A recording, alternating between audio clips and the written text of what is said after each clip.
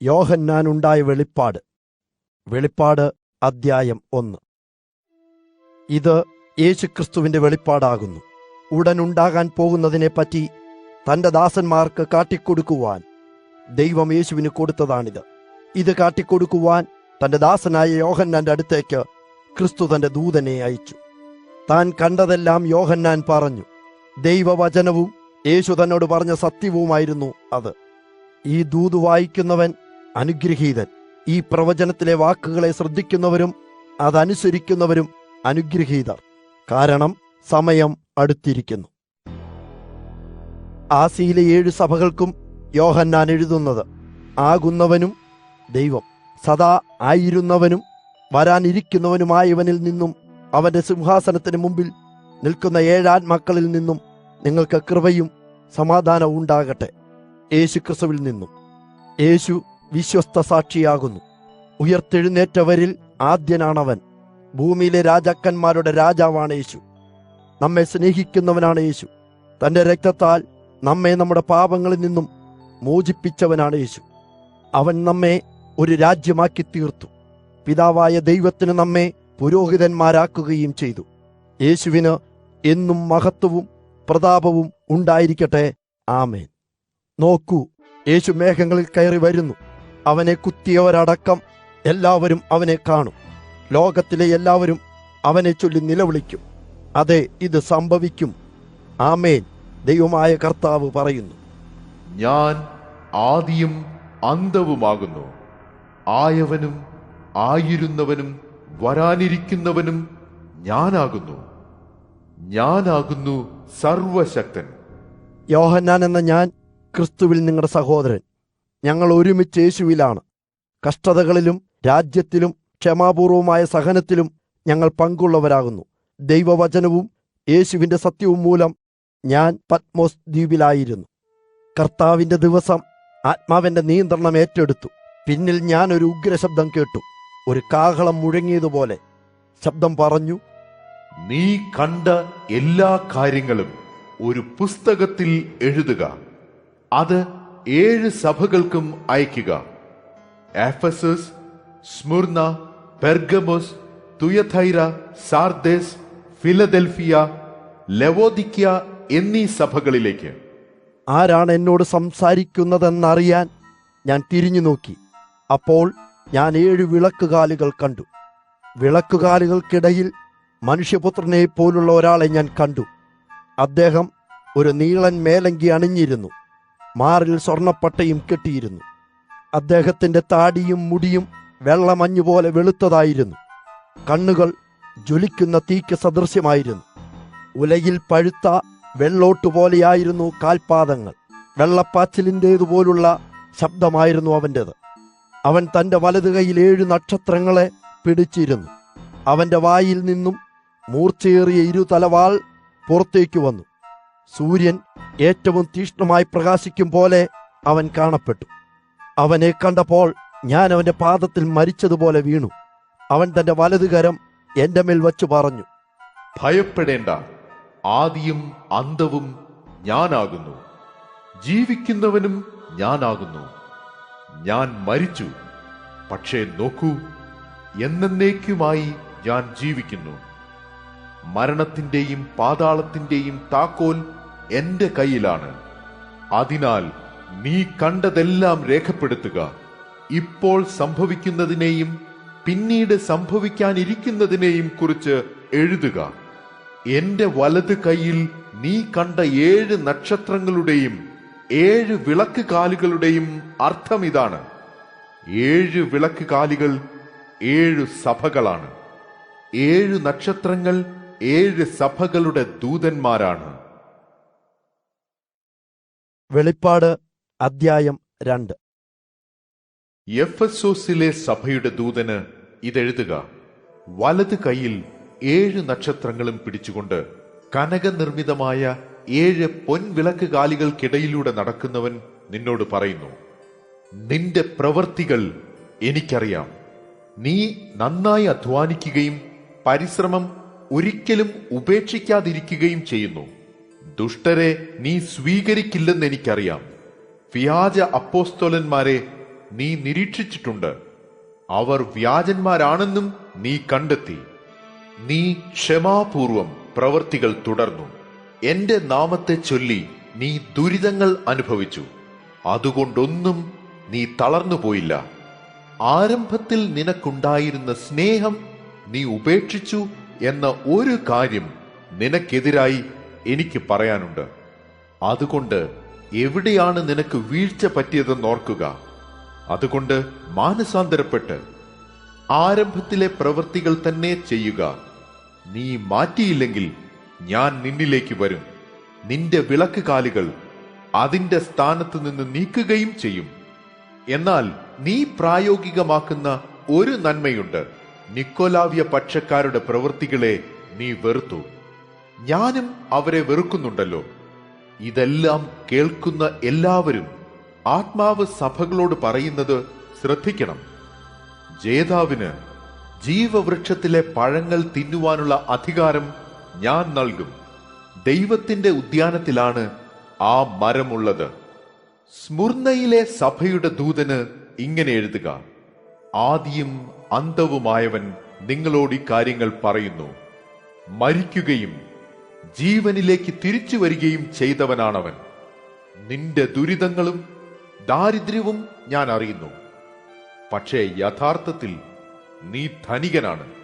നിന്നെപ്പറ്റി മറ്റുള്ളവർ പറയുന്ന ദൂഷണങ്ങൾ എനിക്കറിയാം. അവർ യഹൂദരാണെന്ന് സ്വയം അവകാശപ്പെടുന്നു. പക്ഷേ സത്യത്തിൽ അവർ യഹൂദരല്ല. അവർ സാത്താന്റെ യഹൂദ പള്ളിയാണ്. നിനക്ക് സംഭവിക്കാവുന്നതിനെപ്പറ്റി ഭയപ്പെടേണ്ട. ഞാൻ നിന്നോട് പറയുന്നു, പിശാച് നിങ്ങളിൽ ചിലരെ കാരാഗ്രഹത്തിൽ അടയ്ക്കും. അത് നിങ്ങളെ പരീക്ഷിക്കാനായിരിക്കും. 10 ദിവസം നിങ്ങൾ കഷ്ടപ്പെടും. പക്ഷേ മരിക്കേണ്ടി വന്നാലും വിശ്വാസം കൈവിടരുത്. വിശ്വാസം കൈവിടാതിരുന്നാൽ നിങ്ങൾക്ക് ഞാൻ ജീവന്റെ കിരീടം നൽകും. ഇതൊക്കെ കേൾക്കുന്നവരെല്ലാം സഭകളോട് ആത്മാവ് പറയുന്നത് ശ്രദ്ധിക്കട്ടെ.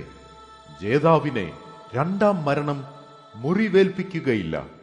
പെർഗമോസിലെ സഭയുടെ ദൂതന് ഇങ്ങനെ എഴുതുക: മൂർച്ചയേറിയ ഒരു ഇരുതലവാൾ ഉള്ളവൻ നിങ്ങളോട് ഇങ്ങനെ പറയുന്നു, നീ താമസിക്കുന്നതെവിടെയെന്ന് എനിക്കറിയാം, സാത്താന്റെ സിംഹാസനം ഇരിക്കുന്നിടത്ത്.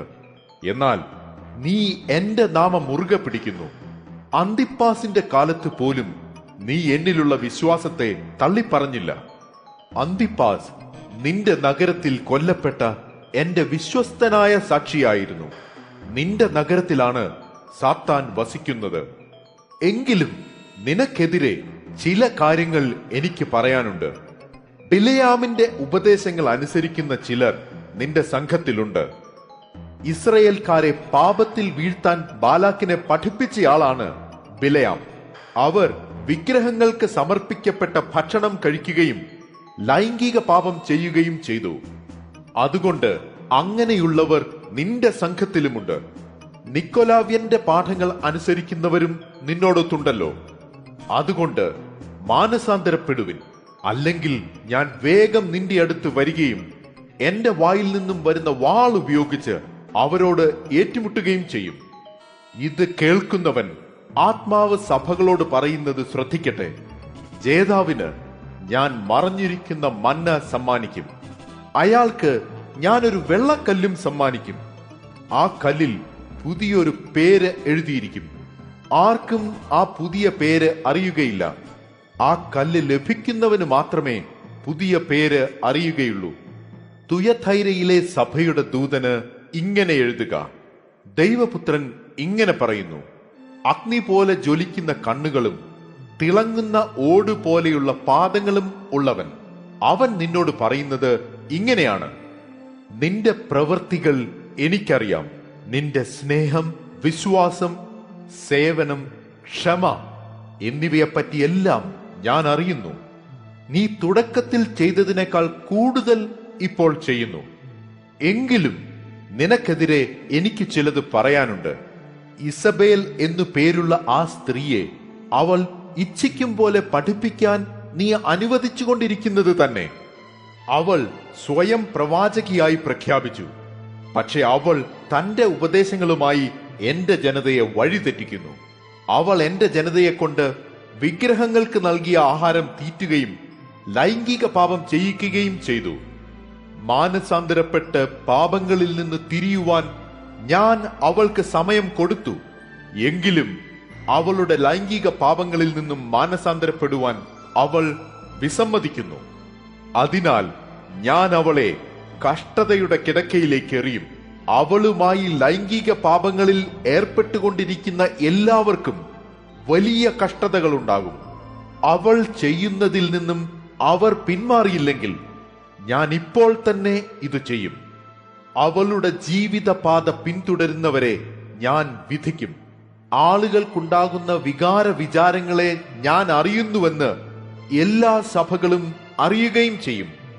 നിങ്ങൾ ചെയ്യുന്ന ഓരോ പ്രവൃത്തികൾക്കും ഞാൻ നിങ്ങൾക്ക് പകരം നൽകുകയും ചെയ്യും. പക്ഷേ തുയഥൈരയിലെ ശേഷമുള്ള നിങ്ങൾ അവളുടെ ഉപദേശം പിന്തുടർന്നില്ല. സാത്താന്റെ അന്തർരഹസ്യങ്ങളെന്ന് അവർ വിളിക്കുന്നവയെ നിങ്ങൾ പഠിച്ചില്ല. ഇതാണ് ഞാൻ നിങ്ങളോട് പറയുന്നത്.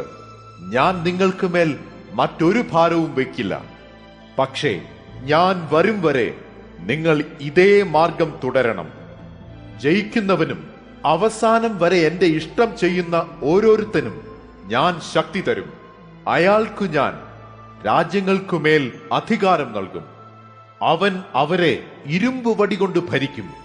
മൺകുടം പോലെ അവൻ അവരെ ചിതറിക്കും. ഇതേ ശക്തിയാണ് ഞാൻ പിതാവിൽ നിന്നും സ്വീകരിച്ചത്. ആ വ്യക്തിക്ക് ഞാൻ ഒരു പ്രഭാത നക്ഷത്രത്തെയും നൽകും. ഇതെല്ലാം കേൾക്കുന്നവർ സഭകളോട് ആത്മാവ് പറയുന്നത് കേൾക്കട്ടെ. വെളിപ്പാട് അദ്ധ്യായം 3.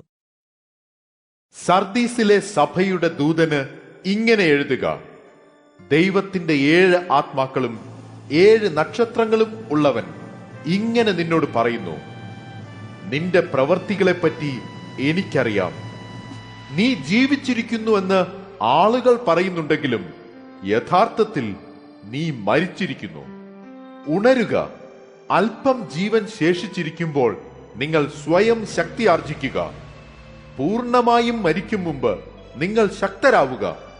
നിങ്ങളുടെ പ്രവർത്തനങ്ങൾ എന്റെ ദൈവത്തിന്റെ ദൃഷ്ടിയിൽ കുറ്റമറ്റതാണെന്ന് ഞാൻ കാണുന്നില്ല. അതിനാൽ നീ കേട്ടതും സ്വീകരിച്ചതും മറക്കാതിരിക്കുക. അതനുസരിക്കുക. മാനസാന്തരപ്പെടുവിൻ. സ്വയം ജാഗ്രത പുലർത്തുക. അല്ലെങ്കിൽ ഞാനൊരു കള്ളനെ പോലെ വന്ന് നിന്നെ അത്ഭുതപ്പെടുത്തും. എന്റെ വരവ് എപ്പോഴായിരിക്കുമെന്ന് നീ അറിയില്ല. എന്നാൽ സർദീസിലെ നിന്റെ സംഘത്തിലെ ചിലർ ശുദ്ധരാണ്. അവർ എന്നോടൊത്ത് നടക്കും.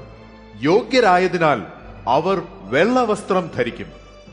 ജേതാക്കളെല്ലാം അവരെ പോലെ വെള്ളവസ്ത്രം ധരിക്കും. അവന്റെ പേര് ഞാൻ ജീവന്റെ പുസ്തകത്തിൽ നിന്ന് വെട്ടിക്കളകയില്ല. അവൻ എന്റേതാണെന്ന് ഞാൻ പറയും. അത് ഞാൻ എന്റെ പിതാവിന്റെയും അവന്റെ ദൂതന്മാരുടെയും മുമ്പിൽ പറയും.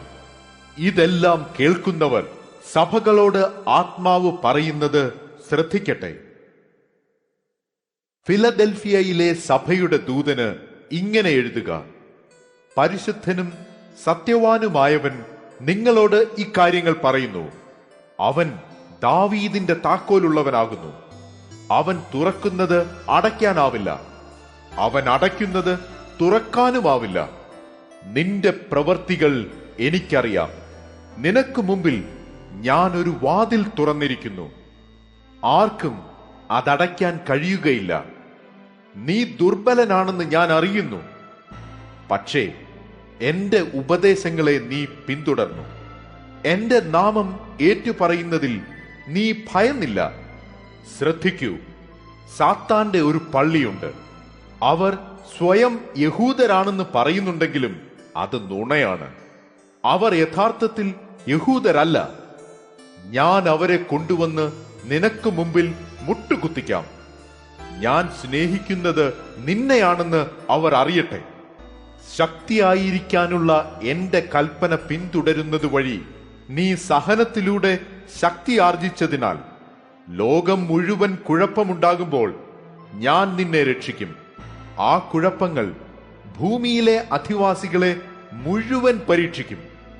ഞാൻ വേഗം വരുന്നു. നീ ഇപ്പോഴത്തെ മാർഗം തന്നെ പിന്തുടരുക. അപ്പോൾ ആർക്കും നിന്റെ കിരീടം എടുത്തുകൊണ്ട് പോകുവാനാവില്ല. ജേതാവ് എന്റെ ദൈവത്തിന്റെ ആലയത്തിൽ ഒരു സ്തംഭമാകും. ജേതാവിനെ ഞാൻ അങ്ങനെയാക്കും. അയാൾക്കൊരിക്കലും ദൈവാലയം വിട്ടു പോകേണ്ടി വരില്ല. അയാളുടെ മേൽ ഞാൻ എന്റെ ദൈവത്തിന്റെ പേരെഴുതും. അയാളുടെ മേൽ ഞാൻ എന്റെ ദൈവത്തിന്റെ നഗരത്തിന്റെ പേരെഴുതും. ആ നഗരമാണ് പുതിയ യെരൂശലേം. ആ നഗരം എന്റെ ദൈവത്തിൽ നിന്നും സ്വർഗത്തിൽ നിന്നും വരുന്നു. എന്റെ പുതിയ പേരും ഞാൻ അയാളുടെ മേൽ എഴുതും. ഇതെല്ലാം കേൾക്കുന്നവർ ആത്മാവ് സഭകളോട് പറയുന്നത് ശ്രദ്ധിക്കട്ടെ. ലവോദിക്കയിലെ സഭയുടെ ദൂതന് ഇങ്ങനെ എഴുതുക: വിശ്വസ്തനും യഥാർത്ഥ സാക്ഷിയും ദൈവ സൃഷ്ടിയുടെ ആരംഭവുമായ ആമേൻ എന്ന ഒരുവൻ നിന്നോട് ഇങ്ങനെ പറയുന്നു: നിന്റെ പ്രവർത്തികൾ എനിക്കറിയാം. നീ ചൂടുള്ളവനോ തണുപ്പുള്ളവനോ അല്ല. നീ ചൂടുള്ളവനോ തണുപ്പുള്ളവനോ ആയിരുന്നെങ്കിൽ എന്ന് ഞാൻ ആശിച്ചു. പക്ഷേ നീ മിതശീതോഷ്ണവാനാണ്.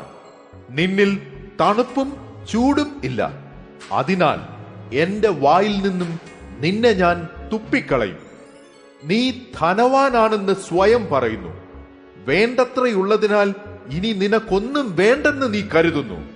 എന്നാൽ നീ നികൃഷ്ടനും ദയനീയനും ദരിദ്രനും അന്ധനും നഗ്നനുമാണെന്ന് നിനക്കറിയില്ല. അഗ്നിശുദ്ധി ചെയ്ത സ്വർണം നീ എന്നിൽ നിന്നും വാങ്ങണമെന്ന് ഞാൻ നിന്നെ ഉപദേശിക്കുന്നു. അപ്പോൾ നിനക്ക് യഥാർത്ഥ സമ്പന്നനാകാം. ഞാൻ നിന്നോട് ഇത് പറയുന്നു: വെള്ളവസ്ത്രങ്ങൾ വാങ്ങുക. അതുകൊണ്ട് നിങ്ങളുടെ നാണം കെട്ട നഗ്നത മറയ്ക്കുക. നിങ്ങളുടെ കണ്ണുകളിലിടാൻ മരുന്ന് വാങ്ങാൻ കൂടി ഞാൻ പറയുന്നു. അപ്പോൾ നിങ്ങൾക്ക് യഥാർത്ഥത്തിൽ കാണാം. ഞാൻ സ്നേഹിക്കുന്നവരെ ഞാൻ തിരുത്തുകയും ശിക്ഷിക്കുകയും ചെയ്യും. അതിനാൽ നന്നായി ശ്രമിക്കാൻ തുടങ്ങുക, മാനസാന്തരപ്പെടുക. ഞാനിതാ ഇവിടെ, ഞാൻ വാതിൽക്കൽ നിന്ന് മുട്ടുന്നു. ആരെങ്കിലും വന്ന് എന്റെ വിളി കേട്ട് വാതിൽ തുറന്നാൽ ഞാൻ അകത്ത് കടന്ന് അയാളോടൊത്ത് ആഹാരം കഴിക്കും, അവൻ എന്നോടൊപ്പവും. ജേതാക്കളെ ഞാൻ എന്നോടൊപ്പം എന്റെ സിംഹാസനത്തിലിരുത്തും. ജേതാവായ ഞാൻ എന്റെ പിതാവിനോടൊപ്പം അവന്റെ സിംഹാസനത്തിൽ ഇരിക്കുന്നത് പോലെ.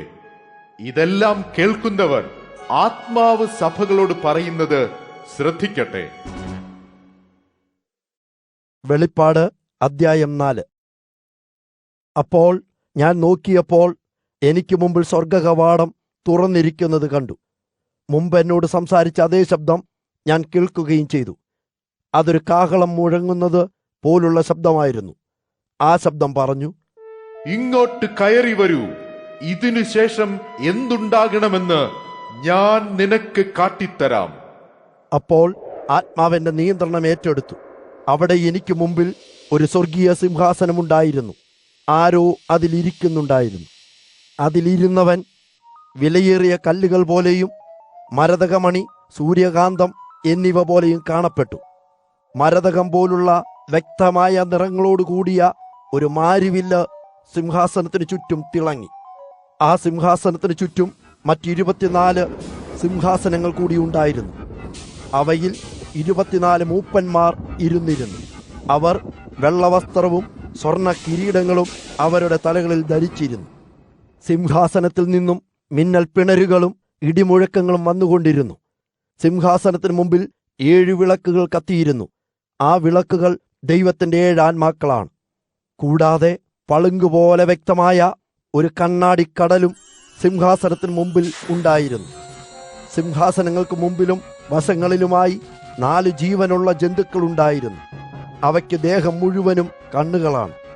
ആദ്യത്തേത് ഒരു സിംഹത്തെപ്പോലെയും രണ്ടാമത്തെ ജീവനുള്ള ജന്തു കാളയെപ്പോലെയും ആയിരുന്നു. മൂന്നാമത്തതിന് മനുഷ്യന്റെ തലയുണ്ട്. നാലാമത്തത് ഒരു പറക്കുന്ന കഴുകനെ പോലെയും ആയിരുന്നു. ജീവനുള്ള ഓരോ ജന്തുവിനും 6 ചിറകുകൾ വീതമുണ്ടായിരുന്നു. ജീവനുള്ള ജന്തുക്കളുടെ അകവും പുറവും കണ്ണുകൾ കൊണ്ട് മൂടപ്പെട്ടിരുന്നു. രാത്രിയും പകലും ആ ജീവനുള്ള ജന്തുക്കൾ നിർത്താതെ ഇങ്ങനെ പറഞ്ഞുകൊണ്ടിരുന്നു, പരിശുദ്ധൻ പരിശുദ്ധൻ പരിശുദ്ധൻ, സർവശക്തനായ കർത്താവായ ദൈവം പരിശുദ്ധൻ. അവനായിരുന്നവനും ആകുന്നവനും വരാനിരിക്കുന്നവനുമാകുന്നു. ഈ ജീവനുള്ള ജന്തുക്കൾ സിംഹാസനത്തിൽ ഇരിക്കുന്നവനെ സ്തുതിക്കുകയും ആദരിക്കുകയും അവനോട് നന്ദി പറയുകയും ചെയ്യുന്നു. എന്നേക്കുമായി ജീവിക്കുന്നവനാണവൻ. അവനെ ആരാധിക്കവേ 24 മൂപ്പന്മാരും സിംഹാസനങ്ങളിൽ ഇരിക്കുന്ന അവന് മുമ്പിൽ മുട്ടുകുത്തി നമിച്ചു. എന്നേക്കുമായി ജീവിക്കുന്നവനെ മൂപ്പന്മാർ നമിച്ചു. അവന്റെ സിംഹാസനത്തിന് മുമ്പിൽ തങ്ങളുടെ കിരീടങ്ങൾ ഊരിവെച്ച് അവർ പറഞ്ഞു, ഞങ്ങളുടെ കർത്താവായ ദൈവമേ, മഹത്വവും ആദരവും ശക്തിയും സ്വീകരിക്കുവാൻ നീ യോഗ്യനാകുന്നു. എല്ലാം നീ സൃഷ്ടിച്ചു. നിന്റെ ഹിതമായിരുന്നതുകൊണ്ട് അവയെല്ലാം നിലവിൽ വരികയും സൃഷ്ടിക്കപ്പെടുകയും ചെയ്തു. വെളിപ്പാട് അദ്ധ്യായം 5. സിംഹാസനത്തിൽ ഇരിക്കുന്നവന്റെ വലങ്കയ്യിൽ ഞാനൊരു ചുരുൾ കണ്ടു. അതിന്റെ ഇരുപുറവും എഴുതിയിരുന്നു. 7 മുദ്രകളാൽ മുദ്രയിട്ടിരുന്നു. ഞാൻ ഒരു ശക്തനായ ദൂതനെയും കണ്ടു. ദൂതൻ ഉച്ചത്തിൽ വിളിച്ചു, മുദ്ര പൊട്ടിച്ച് ഈ ചുരുൾ നിവർക്കുവാൻ യോഗ്യനായുള്ളവൻ ആർ? എന്നാൽ അത് തുറക്കാനോ അതിനകത്ത് നോക്കുവാനോ കഴിവുള്ളവർ സ്വർഗത്തിലും ഭൂമിയിലും ഭൂമിക്കടിയിലും ഉണ്ടായിരുന്നില്ല. അത് തുറക്കുവാനും അതിനകത്ത് നോക്കുവാനും യോഗ്യനായ ആരുമില്ലാതിരുന്നതിനാൽ ഞാൻ ഒരുപാട് കരഞ്ഞു. എന്നാൽ മൂപ്പന്മാരിൽ ഒരുവൻ എന്നോട് പറഞ്ഞു, കരയരുത്.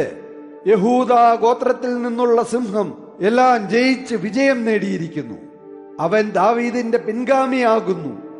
7 മുദ്രകളും പൊട്ടിച്ച് ചുരുളഴിക്കാൻ യോഗ്യനാണവൻ. സിംഹാസനത്തിന്റെയും ആ 4 ജീവനുള്ള ജന്തുക്കളുടെയും മധ്യേ ഞാൻ ഒരു കുഞ്ഞാടിനെ കണ്ടു. അത് കൊല്ലപ്പെട്ടതുപോലെയായിരുന്നു. അതിന് 7 കൊമ്പുകളും 7 കണ്ണുകളും ഉണ്ടായിരുന്നു. അത് സർവ്വലോകത്തിലേക്കും അയക്കപ്പെട്ട 7 ദൈവികാത്മാക്കൾ ആയിരുന്നു. കുഞ്ഞാട് വന്നു സിംഹാസനത്തിൽ ഇരിക്കുന്നവന്റെ വലം കൈയിൽ നിന്നും ചുരുൾ എടുത്തു.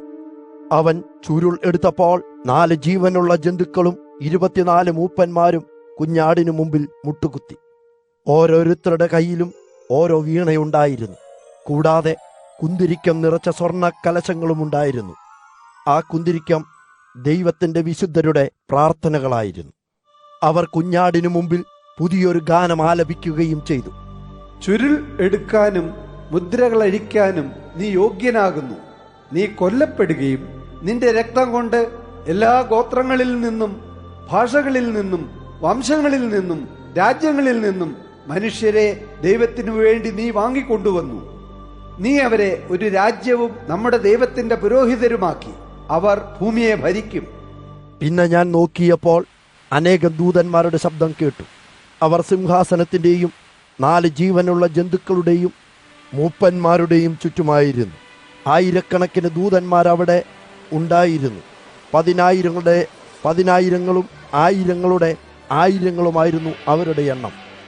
ദൂതന്മാർ അത്യുച്ചത്തിൽ പറഞ്ഞു, കൊല്ലപ്പെട്ട കുഞ്ഞാട് ശക്തിയും ധനവും ജ്ഞാനവും കരുത്തും ആദരവും മഹത്വവും സ്തോത്രവും ഏറ്റുവാങ്ങാൻ യോഗ്യനാകുന്നു. അപ്പോൾ സ്വർഗത്തിലും ഭൂമിയിലും ഭൂമിക്കടിയിലും കടലിലും ഇങ്ങനെയുള്ള സ്ഥലങ്ങളിലും ജീവിക്കുന്ന ജീവജാലങ്ങളുടെയും ശബ്ദം ഞാൻ കേട്ടു. അവർ പറഞ്ഞു, സിംഹാസനത്തിലിരിക്കുന്നവനും കുഞ്ഞാടിനും എന്നെന്നും സകല സ്തോത്രവും മഹത്വവും ആദരവും ശക്തിയും. ആ 4 ജീവനുള്ള ജന്തുക്കളും പറഞ്ഞു, ആമേൻ. മൂപ്പന്മാർ മുട്ടുകുത്തുകയും നമസ്കരിക്കുകയും ചെയ്തു. വെളിപ്പാട് അദ്ധ്യായം 6. പിന്നെ കുഞ്ഞാട് 7 മുദ്രകളിൽ ആദ്യത്തേത് തുറക്കുന്നത് ഞാൻ കണ്ടു.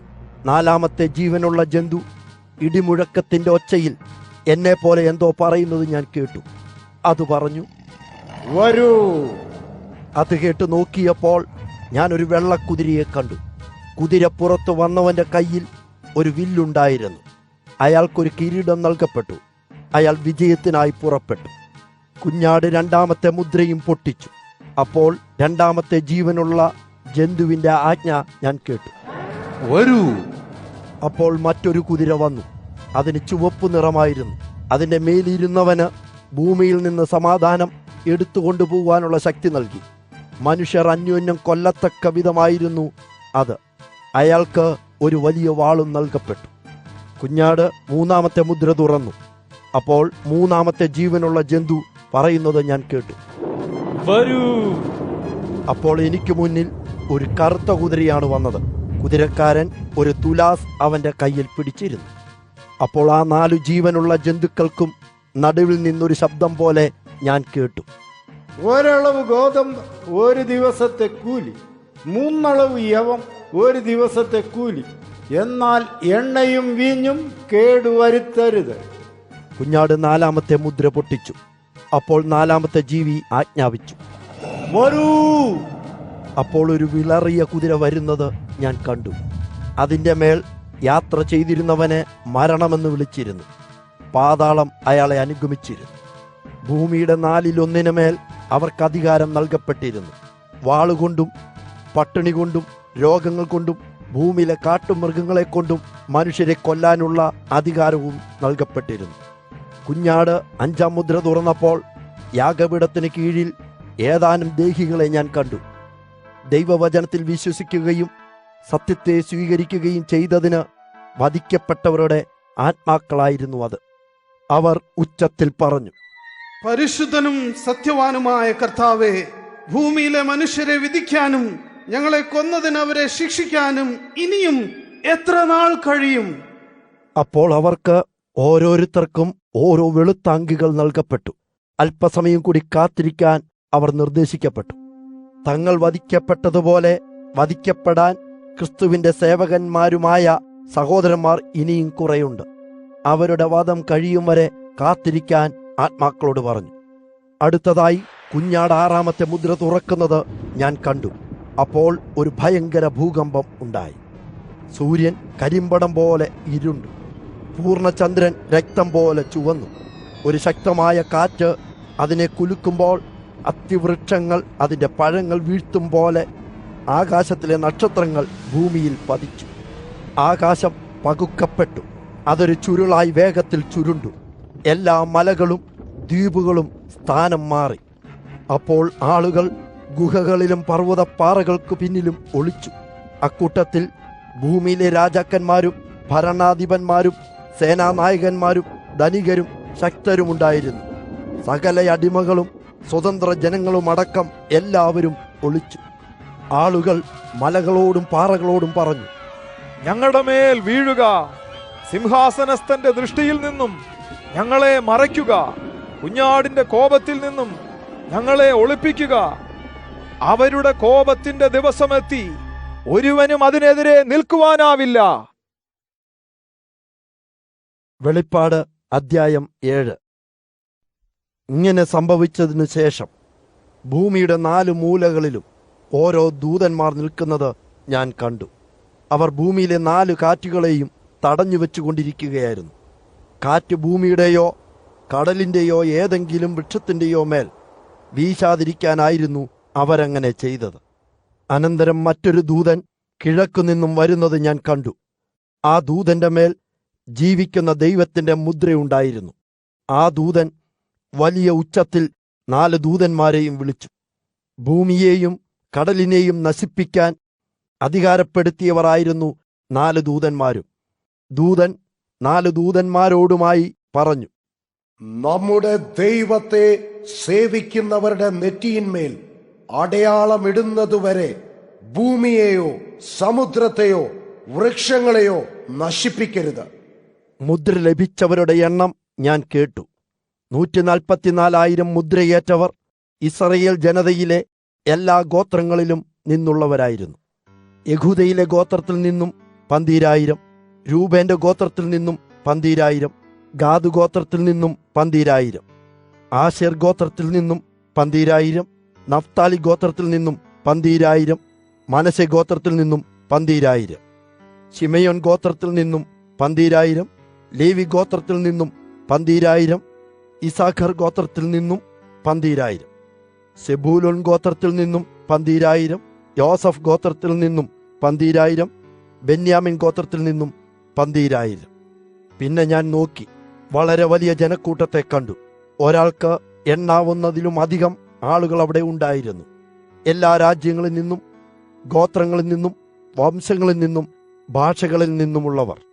അവരെല്ലാം സിംഹാസനത്തിനും കുഞ്ഞാടിനും യേശു മുന്നിൽ നിൽക്കുകയായിരുന്നു. കയ്യിൽ കുരുത്തോല ശിഖരങ്ങളും പിടിച്ച് വെള്ള മേലങ്കിയും അണിഞ്ഞായിരുന്നു അവർ നിന്നത്. അവർ ഉച്ചത്തിൽ ആർത്തു വിളിച്ചു പറഞ്ഞു, വിജയം സിംഹാസനത്തിലിരിക്കുന്ന നമ്മുടെ ദൈവത്തിനും കുഞ്ഞാടിനുമാകുന്നു. മൂപ്പന്മാരും 4 ജീവനുള്ള ജന്തുക്കളും അവിടെ ഉണ്ടായിരുന്നു. ദൂതന്മാരെല്ലാം അവർക്കും സിംഹാസനത്തിനും ചുറ്റുമായി നിൽക്കുകയായിരുന്നു. അവർ സിംഹാസനത്തിനു മുന്നിൽ കവിണ്ണു വീണു ദൈവത്തെ നമസ്കരിച്ചു. അവർ പറഞ്ഞു, ആമേൻ. സ്തുതിയും മഹത്വവും ജ്ഞാനവും കൃതജ്ഞതയും ബഹുമാനവും അധികാരവും ശക്തിയും എന്നും എന്നേക്കും നമ്മുടെ ദൈവത്തിനായിരിക്കട്ടെ. ആമേൻ. അപ്പോൾ മൂപ്പന്മാരിൽ ഒരുവൻ എന്നോട് ചോദിച്ചു, വെള്ള മേലങ്കി അണിഞ്ഞ ഇവർ ആരാണ്? എവിടെ നിന്നാണ് ഇവർ വരുന്നത്? ഞാൻ മറുപടി പറഞ്ഞു, അവർ ആരാണെന്ന് യജമാനനെ അങ്ങേക്കറിയാം. മൂപ്പൻ പറഞ്ഞു, കടുത്ത കഷ്ടതയിലൂടെ കടന്നു വന്നവരാണിവർ. കുഞ്ഞാടിന്റെ രക്തം കൊണ്ടവർ തങ്ങളുടെ അങ്കി കഴുകി. ഇപ്പോൾ അവ വൃത്തിയും വെണ്മയുള്ളതുമായി. അതുകൊണ്ട് ഇപ്പോഴവർ ദൈവത്തിന്റെ സിംഹാസനത്തിന് മുമ്പിൽ നിൽക്കുന്നു. രാപ്പകൽ അവർ അവന്റെ ആലയത്തിൽ ദൈവത്തെ ആരാധിക്കുന്നു. സിംഹാസനത്തിൽ ഇരിക്കുന്നവൻ അവരെ സംരക്ഷിക്കുകയും ചെയ്യും. അവർക്കൊരിക്കലും വിശപ്പുണ്ടാകില്ല, ദാഹിക്കുകയുമില്ല. സൂര്യൻ അവരെ ഉപദ്രവിക്കില്ല. ഒരു ചൂടിനും അവരെ ദഹിപ്പിക്കാനാവില്ല. സിംഹാസനത്തിന്റെ നടുവിലിരിക്കുന്ന കുഞ്ഞാട് അവരുടെ ഇടയനാകും. അവൻ അവരെ ജീവൻ നൽകുന്ന നീരുറവകളിലേക്ക് നയിക്കുകയും ചെയ്യും. ദൈവം അവരുടെ കണ്ണുകളിൽ നിന്ന് കണ്ണുനീർ തുടച്ചു കളയുകയും ചെയ്യും. വെളിപ്പാട് അദ്ധ്യായം 8. കുഞ്ഞാട് 7-ാമത്തെ മുദ്ര തുറന്നു. അപ്പോൾ സ്വർഗത്തിൽ അരമണിക്കൂർ നേരത്തേക്ക് മൗനമായിരുന്നു. 7 ദൂതന്മാർ ദൈവത്തിന്റെ സിംഹാസനത്തിന്റെ മുമ്പിൽ നിന്നുകൊണ്ട് 7 കാഹളങ്ങൾ സ്വീകരിക്കുന്നത് ഞാൻ കണ്ടു. മറ്റൊരു ദൂതൻ യാഗപീഠത്തിനരികെ വന്ന് ഒരു സ്വർണ്ണ ധൂപകലശം പിടിച്ചു നിന്നു. വിശുദ്ധന്മാരായവരുടെയെല്ലാം പ്രാർത്ഥനയിൽ കലർത്താൻ ആ ദൂതന് കൂടുതൽ ധൂപവർഗം നൽകപ്പെട്ടു. ദൂതൻ അവയെല്ലാം സിംഹാസനത്തിന് മുമ്പിലുള്ള യാഗപീഠത്തിൽ സമർപ്പിച്ചു. ധൂപവർഗത്തിൽ നിന്നുള്ള പുക ദൂതന്റെ കയ്യിൽ നിന്നും ദൈവത്തിലേക്ക് ഉയർന്നു. ഭക്തരുടെ പ്രാർത്ഥനയ്ക്കൊപ്പം പുകയും ഉയർന്നു. അപ്പോൾ ദൂതൻ ധൂപകലശത്തിൽ ബലിപീഠത്തിൽ നിന്നും തീ നിറച്ച് ധൂപകലശം ഭൂമിയിലേക്ക് എറിഞ്ഞു. അപ്പോൾ മിന്നൽ പിണരുകളും ഇടിയും ഭൂകമ്പവും മറ്റ് ശബ്ദങ്ങളും ഉണ്ടായി. അപ്പോൾ 7 ദൂതന്മാരും തങ്ങളുടെ കയ്യിലുള്ള കാഹളം മുഴക്കാൻ തയ്യാറായി. 1-ാമത്തെ ദൂതൻ കാഹളം മുഴക്കി. അപ്പോൾ ചോര കലർന്ന കല്ലുമഴയും അഗ്നിയും ഉണ്ടായി. അവ ഭൂമിയിൽ പതിച്ചു. അപ്പോൾ ഭൂമിയുടെ 1/3 ഭാഗവും പച്ചപ്പുല്ലുകൾ മുഴുവനും മരങ്ങളുടെ 1/3 കത്തി നശിച്ചു. 2-ാമത്തെ ദൂതൻ കാഹളം മുഴക്കി. അപ്പോൾ അഗ്നിയാൽ കത്തിക്കൊണ്ടിരിക്കുന്ന ഒരു വലിയ മല പോലെ എന്തോ ഒന്ന് കടലിലേക്ക് എറിയപ്പെട്ടു. കടലിന്റെ 1/3 രക്തമായി മാറുകയും ചെയ്തു. സമുദ്രത്തിലെ 1/3 ജീവികൾ ചാവുകയും കപ്പലുകളിൽ 1/3 നശിക്കുകയും ചെയ്തു. 3-ാമത്തെ ദൂതൻ കാഹളം മുഴക്കിയപ്പോൾ ഒരു ദീപം പോലെ പ്രകാശിച്ചിരുന്ന ഒരു വലിയ നക്ഷത്രം ആകാശത്തു നിന്നും പതിച്ചു. നക്ഷത്രം പതിച്ചത് 1/3 നദികളുടെയും അരുവികളുടെയും മേലായിരുന്നു. കാഞ്ഞീരം എന്നായിരുന്നു ആ നക്ഷത്രത്തിന്റെ പേര്. അതോടെ ജലത്തിന്റെ 1/3 കൈപ്പേറിയതായി. കൈപ്പുറ്റ ആ വെള്ളം കുടിച്ച് അനേകം ആളുകൾ മരണമടഞ്ഞു. 4-ാമത്തെ ദൂതൻ കാഹളം മുഴക്കി. സൂര്യന്റെ 1/3 ചന്ദ്രന്റെ 1/3 നക്ഷത്രങ്ങളുടെ 1/3 ഇരുണ്ടുപോയി. പകലിന്റെയും രാത്രിയുടെയും 1/3 ഇരുട്ടായി. ഞാൻ നോക്കിയപ്പോൾ ആകാശത്തിൽ വളരെ ഉയരത്തിൽ പറക്കുന്ന ഒരു പരുന്തിന്റെ ശബ്ദം കേട്ടു. പരുന്ത് ഉച്ചത്തിൽ പറഞ്ഞു, ദുരിതം, ദുരിതം, ദുരിതം! ഇനിയും തങ്ങളുടെ കാഹളങ്ങൾ മുഴക്കാനുള്ള 3 ദൂതന്മാരും കാഹളം മുഴക്കുമ്പോൾ ഭൂമിയിലെ നിവാസികൾക്ക് ദുരിതം ആരംഭിക്കും. വെളിപ്പാട് അദ്ധ്യായം 9. അഞ്ചാമത്തെ ദൂതൻ തന്റെ കാഹളം മുഴക്കി. അപ്പോൾ ആകാശത്തു നിന്നും ഒരു നക്ഷത്രം ഭൂമിയിലേക്ക് പതിക്കുന്നത് ഞാൻ കണ്ടു. അടിത്തട്ടില്ലാത്ത കുഴിയുടെ താക്കോൽ നക്ഷത്രത്തിന് നൽകപ്പെട്ടു. അടിത്തട്ടില്ലാത്ത കുഴിയിലേക്കുള്ള ദ്വാരം നക്ഷത്രം തുറന്നു. അത് തുറന്നപ്പോൾ വലിയൊരു ചൂളയിൽ നിന്നെന്നവണ്ണം ദ്വാരത്തിലൂടെ പുക ഉയർന്നു. സൂര്യനും ആകാശവും പുക കൊണ്ട് കറുത്തുപോയി. ആ പുകപടലത്തിൽ നിന്നും വെട്ടുക്കിളികൾ ഭൂമിയിലേക്ക് വന്നു. ഭൂമിയിൽ തേളുകൾക്കുള്ളതുപോലെയുള്ള ശക്തി അവയ്ക്ക് നൽകപ്പെട്ടു. ഭൂമിയിലെ പുല്ലിനെയോ ഏതെങ്കിലും മരത്തെയോ ചെടിയെയോ ഉപദ്രവിക്കരുതെന്ന് വെട്ടുക്കിളികളോട് നിർദ്ദേശിച്ചിരുന്നു. നെറ്റിയിൽ ദൈവത്തിൻ്റെ മുദ്രയില്ലാത്തവരെ മാത്രം മുറിപ്പെടുത്താനേ അവയ്ക്ക് അനുവാദമുണ്ടായിരുന്നുള്ളൂ. മനുഷ്യർക്ക് 5 മാസത്തേക്ക് വേദന നൽകുവാൻ ഈ വെട്ടുക്കിളികൾക്ക് കഴിവ് നൽകപ്പെട്ടു. പക്ഷേ ആളുകളെ കൊല്ലാനുള്ള ശക്തി അവയ്ക്ക് നൽകപ്പെട്ടില്ല. തേൾ ഒരു വ്യക്തിയെ കുത്തുമ്പോഴുള്ള വേദനയ്ക്ക് തുല്യമായ വേദനയായിരുന്നു വെട്ടുക്കിളികൾ മനുഷ്യന് നൽകിയത്. ആ ദിവസങ്ങളിൽ മനുഷ്യൻ മരണത്തിനുള്ള വഴി അന്വേഷിക്കുമെങ്കിലും കണ്ടെത്തുകയില്ല. അവർ മരിക്കാൻ ആഗ്രഹിക്കും, എന്നാൽ മരണം അവരിൽ നിന്നും ഒളിച്ചു നിൽക്കും. വെട്ടുക്കിളികൾ യുദ്ധത്തിന് തയ്യാറായിരുന്ന കുതിരകളെപ്പോലെ കാണപ്പെട്ടു. സ്വർണ്ണ കിരീടങ്ങൾ പോലെ എന്തോ ചിലത് അവ തലയിൽ ധരിച്ചിരുന്നു. അവരുടെ മുഖം മനുഷ്യരുടേത് പോലെയായിരുന്നു. അവരുടെ തലമുടി സ്ത്രീകളുടേത് പോലെയായിരുന്നു. സിംഹത്തിൻ്റേതുപോലുള്ള പല്ലുകളായിരുന്നു അവർക്കുണ്ടായിരുന്നത്. ഇരുമ്പ് മാർച്ചട്ടകൾ പോലെയായിരുന്നു അവരുടെ നെഞ്ച്. യുദ്ധത്തിലേക്ക് പായുന്ന അസംഖ്യം കുതിരകളുടെയും തേരുകളുടെയും ആരവമായിരുന്നു അവരുടെ ചിറകടിയൊച്ചയ്ക്ക്. തേളിൻ്റേതുപോലുള്ള വാലും വിഷമുള്ളുകളും അവയ്ക്കുണ്ടായിരുന്നു. മനുഷ്യർക്ക് 5 മാസത്തേക്ക് വേദന നൽകാനുള്ള ശക്തി അവരുടെ വാലുകളിലായിരുന്നു. അവർക്കൊരു രാജാവുണ്ടായിരുന്നു. അടിത്തട്ടില്ലാത്ത ഗർത്തത്തിലെ ദൂതനായിരുന്നു ആ രാജാവ്. എബ്രായ ഭാഷയിൽ അബദ്ദോൻ എന്നായിരുന്നു രാജാവിൻ്റെ പേർ. യവന ഭാഷയിൽ അപ്പല്ലുവോൻ എന്നും. ആദ്യത്തെ മഹാദുരിതം കഴിഞ്ഞു. മറ്റു 2 ദുരിതങ്ങൾ കൂടി വരാനിരിക്കുന്നു. 6-ാമത്തെ ദൂതൻ തൻ്റെ കാഹളം മുഴക്കി. അപ്പോൾ ദൈവത്തിൻ്റെ മുന്നിലെ സ്വർണ്ണയാഗപീഠത്തിൻ്റെ 4 കൊമ്പുകളിൽ നിന്നും ഞാനൊരു ശബ്ദം കേട്ടു. ആ ശബ്ദം 6-ാമത്തെ ദൂതനോട് പറഞ്ഞു, ആ യൂഫ്രട്ടീസ് മഹാനദിയിൽ ബന്ധനസ്ഥരായി കിടക്കുന്ന 4 ദൂതന്മാരെ മോചിപ്പിച്ചാലും. ആ 4 ദൂതന്മാരെയും ഈ വർഷം, ഈ മാസം, ഇതേ ദിവസം, ഇതേ മണിക്കൂറിലേക്ക് സൂക്ഷിച്ചിരിക്കുകയായിരുന്നു. ഭൂമിയിലെ മനുഷ്യരിൽ 1/3 കൊന്നൊടുക്കാൻ ആ ദൂതന്മാർ സ്വതന്ത്രരാക്കപ്പെട്ടു. അവരുടെ കുതിരപ്പടയിലെ സൈനികരുടെ സംഖ്യ ഞാൻ കേട്ടു, 20 കോടി. എൻ്റെ ദർശനത്തിൽ ഞാൻ കുതിരകളെ കണ്ടത് കുതിരസവാരിക്കാരോട് കൂടിയാണ്. അവർ ഇങ്ങനെ കാണപ്പെട്ടു. അവരുടെ മാർച്ചട്ടകൾ തീ പോലെ ചുവന്നതും കടും നീലയും ഗന്ധകം പോലെ മഞ്ഞയും ആയിരുന്നു.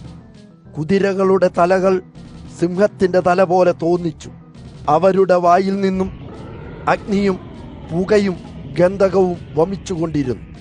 കുതിരകളിൽ നിന്നും വമിച്ച ഈ 3 വസ്തുക്കൾ കൊണ്ട് ഭൂമിയിലെ 1/3 ജനതയും കൊല്ലപ്പെട്ടു. കുതിരകളുടെ ശക്തി അവയുടെ വായിലും വാലിലുമായിരുന്നു. അവയുടെ വാലുകൾ പാമ്പുകളുടേതുപോലെയായിരുന്നു. ആ പാമ്പുകളുടെ തല ആളുകളെ കടിച്ചു മുറിവേൽപ്പിക്കാൻ പോന്നവയായിരുന്നു. ഭൂമിയിലെ മറ്റു മനുഷ്യർ ഈ ബാധകളാൽ കൊല്ലപ്പെട്ടില്ല. എന്നിട്ടും അവർ ചെയ്തുകൊണ്ടിരുന്ന കാര്യങ്ങളിൽ നിന്നും പിന്മാറുകയോ മാനസാന്തരപ്പെടുകയോ ചെയ്തില്ല. ഭൂതങ്ങളെയോ സ്വർണം, വെള്ളി, ഓട്, കാണാനോ കേൾക്കാനോ കഴിയാത്ത കല്ല്, മരം ഇവ കൊണ്ട് നിർമ്മിച്ച വിഗ്രഹങ്ങളെയോ നമസ്കരിക്കുന്നതും നിർത്തിയില്ല. അവർ മാനസാന്തരപ്പെടുകയോ മറ്റുള്ളവരെ കൊല്ലുന്നതിൽ നിന്ന് പിന്മാറുകയോ ചെയ്തില്ല. അവർ തങ്ങളുടെ ആഭിചാരം, ലൈംഗിക പാപം, മോഷണം തുടങ്ങിയ പാപങ്ങളിൽ നിന്നും പിന്മാറുകയുമുണ്ടായില്ല. വെളിപ്പാട് അദ്ധ്യായം 10. പിന്നീട് ഞാൻ നോക്കിയപ്പോൾ ശക്തനായ മറ്റൊരു ദൂതൻ സ്വർഗത്തിൽ നിന്ന് ഇറങ്ങി വരുന്നത് കണ്ടു. ദൂതൻ മേഘങ്ങൾ കൊണ്ടുള്ള വസ്ത്രം ധരിച്ചിരുന്നു. അവന്റെ തലയ്ക്ക് ചുറ്റും ഒരു മഴവില്ലുണ്ടായിരുന്നു. ദൂതന്റെ മുഖം സൂര്യനെ പോലെയും കാലുകൾ അഗ്നിസ്തംഭങ്ങൾ പോലെയും കാണപ്പെട്ടു. ദൂതന്റെ കയ്യിൽ ഒരു കൊച്ചു ഗ്രന്ഥച്ചുരുളുണ്ടായിരുന്നു. അവനത് നിവർത്തിപ്പിടിച്ചിരുന്നു. ദൂതൻ തന്റെ വലതുപാദം കടലിലും ഇടതുപാദം കരയിലും വച്ചിരുന്നു. ദൂതൻ ഒരു സിംഹത്തിന്റെ അലർച്ച പോലെ ആക്രോശിച്ചു. ദൂതന്റെ ശബ്ദത്തിനു ശേഷം 7 ഇടിമുഴക്കങ്ങൾ സംസാരിച്ചു. ഇടിമുഴക്കങ്ങൾ സംസാരിച്ചപ്പോൾ ഞാൻ എഴുതാനും തുടങ്ങി. പക്ഷേ ഞാനപ്പോൾ സ്വർഗത്തിൽ നിന്നൊരു ശബ്ദം കേട്ടു. ശബ്ദം പറഞ്ഞു, 7 ഇടിമുഴക്കങ്ങൾ പറഞ്ഞത് എഴുതരുത്, അവ രഹസ്യമാക്കി വയ്ക്കുക. അപ്പോൾ ഞാൻ കണ്ട ദൂതൻ ഒരു കാൽ കടലിലും ഒരു കാൽ കരയിലുമായി നിന്ന് തന്റെ വലത് കൈ സ്വർഗത്തിലേക്ക് ഉയർത്തി. ദൂതൻ എന്നെന്നും ജീവിക്കുന്നവന്റെ പേരിനാൽ സത്യം ചെയ്തു. സ്വർഗവും അതിലുള്ളതും സൃഷ്ടിച്ചത് ആ ഒരുവനാണ്. ഭൂമിയും അതിലുള്ളതും സമുദ്രവും അതിലുള്ളതും സൃഷ്ടിച്ചത് അവനാകുന്നു. ദൂതൻ പറഞ്ഞു, ഇനി താമസമില്ല. 7ാമത്തെ ദൂതൻ തന്റെ കാഹളം മുഴക്കാൻ തയ്യാറാകുന്ന ദിവസം ദൈവത്തിന്റെ രഹസ്യ പരിപാടികൾ നിർവഹിക്കപ്പെടും. പ്രവാചകരായ തന്റെ ദാസന്മാർക്ക് അവൻ നൽകിയ സുവിശേഷമാണ് ഈ പരിപാടി. പിന്നീട് ഞാൻ അതേ ശബ്ദം സ്വർഗത്തിൽ നിന്ന് വീണ്ടും കേട്ടു. ശബ്ദം എന്നോട് പറഞ്ഞു, ചെന്ന് ദൂതന്റെ കയ്യിലെ തുറന്ന ഗ്രന്ഥച്ചുരുൾ വാങ്ങുക. ഈ ദൂതനാണ് കടലിലും കരയിലുമായി കാലുകൾ വച്ചിരിക്കുന്നത്. അതിനാൽ ഞാൻ ദൂതനെ സമീപിച്ച് ചെറിയ ചുരുൾ തരുവാൻ അപേക്ഷിച്ചു. ദൂതൻ എന്നോട് പറഞ്ഞു, ഇതാ ചുരുൾ, അത് തിന്നുകൊള്ളുക. അത് നിന്റെ ഉദരത്തിന് കയ്പായിരിക്കും, പക്ഷേ അത് നിന്റെ വായ്ക്ക് തേൻ പോലെ മധുരമായിരിക്കും. ഞാൻ ദൂതനിൽ നിന്നും ചുരുൾ വാങ്ങി. ഞാനത് ഭക്ഷിച്ചു. അതെന്റെ വായിൽ തേൻ പോലെ മധുരിച്ചു. പക്ഷേ ഞാൻ ഭക്ഷിച്ചപ്പോൾ അതെന്റെ ഉദരത്തിൽ കയ്പായിരുന്നു. അപ്പോൾ എന്നോട് പറഞ്ഞു, ഇനിയും നീ ധാരാളം വംശങ്ങളെയും രാജ്യങ്ങളെയും ഭാഷകളെയും രാജാക്കന്മാരെയും കുറിച്ച് പ്രവചിക്കണം. വെളിപ്പാട് അദ്ധ്യായം 11. പിന്നെ വടിപോലുള്ള ഒരളവുകോൽ എനിക്ക് നൽകപ്പെട്ടു. എന്നോട് പറഞ്ഞു, പോയി ദൈവാലയവും യാഗപീഠവും അളക്കുക, അവിടെ നമസ്കരിക്കുന്നവരെ എണ്ണുക. പക്ഷേ ദൈവാലയമുറ്റം അളക്കരുത്, അത് വെറുതെ വിടുക. അത് ജാതികൾക്ക് നൽകപ്പെട്ടതാണ്. അവർ 42 മാസം വിശുദ്ധ നഗരത്തെ ചവിട്ടും. ഞാൻ എൻ്റെ 2 സാക്ഷികൾക്ക് ശക്തി നൽകുകയും ചെയ്യും. അവർ ഇരട്ടുടുത്ത് 1260 ദിവസങ്ങൾ പ്രവചനം നടത്തും. ഭൂമിയുടെ കർത്താവിന്റെ മുമ്പിൽ നിൽക്കുന്ന 2 ഒലിവ് മരങ്ങളും 2 വിളക്കുകാലുകളുമാണ് ആ 2 സാക്ഷികൾ. ആരെങ്കിലും ആ സാക്ഷികളെ മുറിപ്പെടുത്താൻ ശ്രമിച്ചാൽ സാക്ഷികളുടെ വായിൽ നിന്നും വരുന്ന അഗ്നി അവരുടെ ശത്രുക്കളെ വിഴുങ്ങിക്കളയും. അവരെ മുറിപ്പെടുത്താൻ ശ്രമിക്കുന്ന ഏതൊരുവനും ഇപ്രകാരം മരണമടയും. അവരുടെ പ്രവചനകാലത്ത് ആകാശം മഴ പെയ്യാതെ തടഞ്ഞു നിർത്താനുള്ള അതുല്യമായ ശക്തി ആ സാക്ഷികൾക്കുണ്ട്. അവർക്ക് വെള്ളത്തെ രക്തമാക്കാനുള്ള ശക്തിയുണ്ട്. എല്ലാവിധത്തിലുള്ള മാരക രോഗങ്ങൾ കൊണ്ടും ഭൂമിയെ വിഷമിപ്പിക്കാനും അവർക്ക് സാധിക്കും. എത്ര തവണ വേണമെങ്കിലും അവർക്കിത് ചെയ്യാനാവും. സാക്ഷികൾ ഇരുവരും തങ്ങളുടെ സന്ദേശം പറഞ്ഞു നിർത്തുമ്പോൾ മൃഗം അവരെ എതിർത്ത് ആക്രമിക്കും. അടിത്തട്ടില്ലാത്ത ഗർത്തത്തിൽ നിന്നുള്ള മൃഗമാണത്. മൃഗം അവരെ തോൽപ്പിക്കുകയും വധിക്കുകയും ചെയ്യും. 2 സാക്ഷികളുടെയും ശരീരം മഹാനഗരത്തിന്റെ വീതികളിൽ കിടക്കും. സോദോം എന്നും മിസ്രയീം എന്നുമാണ് ആ നഗരത്തിന്റെ പേർ. ആ നാമങ്ങൾക്ക് ഒരു പ്രത്യേക അർത്ഥമുണ്ട്. അവരുടെ കർത്താവ് ക്രൂശിക്കപ്പെട്ട നഗരമാണത്. വിവിധ ജനസമൂഹങ്ങളിലും ഭാഷകളിലും ഗോത്രങ്ങളിലും രാജ്യങ്ങളിലും പെട്ടവർ 3.5 ദിവസം ആ മൃതശരീരങ്ങൾ കാണുകയും അവ കല്ലറയിൽ സംസ്കരിക്കാൻ അനുവദിക്കാതിരിക്കുകയും ചെയ്യും. അവർ ഇരുവരുടെയും മരണത്തിൽ ഭൂമിയിലെ ജനങ്ങൾ ആഹ്ലാദിക്കും. അവർ സൽക്കാരങ്ങൾ നടത്തുകയും സമ്മാനങ്ങൾ കൈമാറുകയും ചെയ്യും. കാരണം ഭൂമിയിലെ ജനങ്ങൾക്ക് അത്രമാത്രം കഷ്ടമായിരുന്നു ഈ 2 സാക്ഷികൾ നൽകിയിരുന്നത്.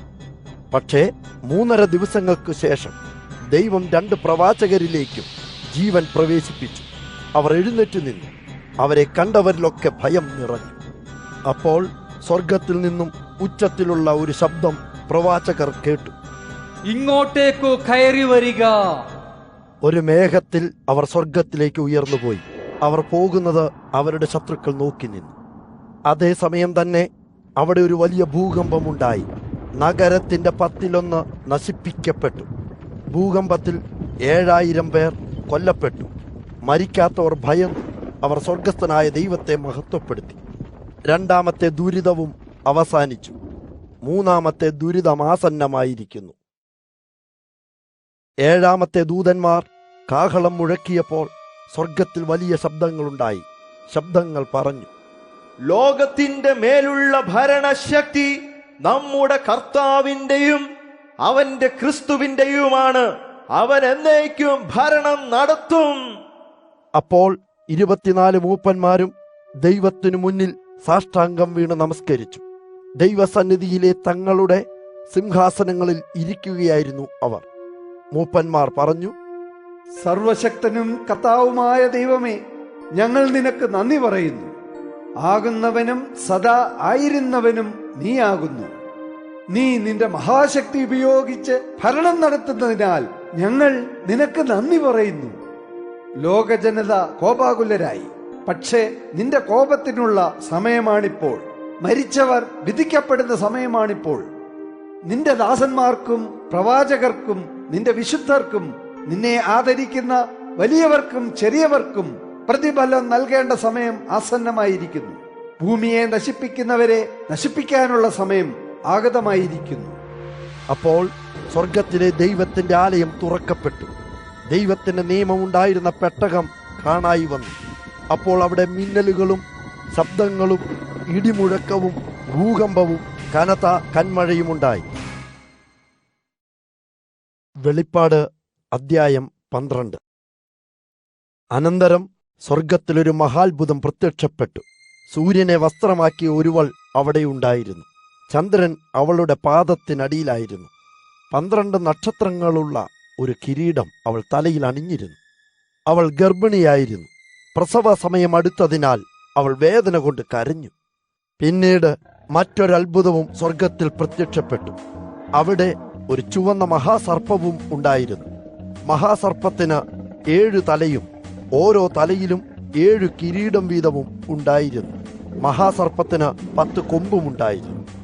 മഹാസർപ്പം അതിന്റെ വാലുകൊണ്ട് ആകാശത്തെ നക്ഷത്രങ്ങളിൽ 1/3 അടിച്ചുവാരി ഭൂമിയിലേക്കിട്ടു. മഹാസർപ്പം പ്രസവമടുത്ത ആ സ്ത്രീയുടെ മുമ്പിൽ നിന്നു. പ്രസവിച്ചാലുടൻ കുട്ടിയെ തിന്നുകയായിരുന്നു ആ മഹാസർപ്പത്തിന്റെ ലക്ഷ്യം. അവൾ ഒരു പുത്രന്, ഒരാൺകുട്ടിക്ക് ജന്മമരുളി. അവൻ ഒരു ഇരുമ്പ് വടി കൊണ്ട് എല്ലാ രാജ്യങ്ങളെയും ഭരിക്കും. അവളുടെ കുഞ്ഞ് ദൈവത്തിലേക്കും അവന്റെ സിംഹാസനത്തിലേക്കും എടുക്കപ്പെട്ടു. ദൈവം അവൾക്കു വേണ്ടി തയ്യാറാക്കിയ മരുഭൂമിയിലെ ഒരിടത്തേക്ക് അവൾ ഓടിപ്പോയി. അവിടെ അവൾ 1260 ദിവസം പുലർത്തപ്പെടും. അനന്തരം സ്വർഗത്തിലൊരു യുദ്ധമുണ്ടായി. മീഖായേലും അവന്റെ ദൂതന്മാരും മഹാസർപ്പത്തെ നേരിട്ടു. മഹാസർപ്പവും അതിന്റെ ദൂതരും തിരിച്ചും യുദ്ധം ചെയ്തു. എന്നാൽ മഹാസർപ്പം അത്ര ശക്തനായിരുന്നില്ല. മഹാസർപ്പത്തിനും കൂട്ടർക്കും സ്വർഗത്തിലെ അവരുടെ സ്ഥലം നഷ്ടപ്പെട്ടു. മഹാസർപ്പം സ്വർഗത്തിൽ നിന്നും പുറത്താക്കപ്പെട്ടു.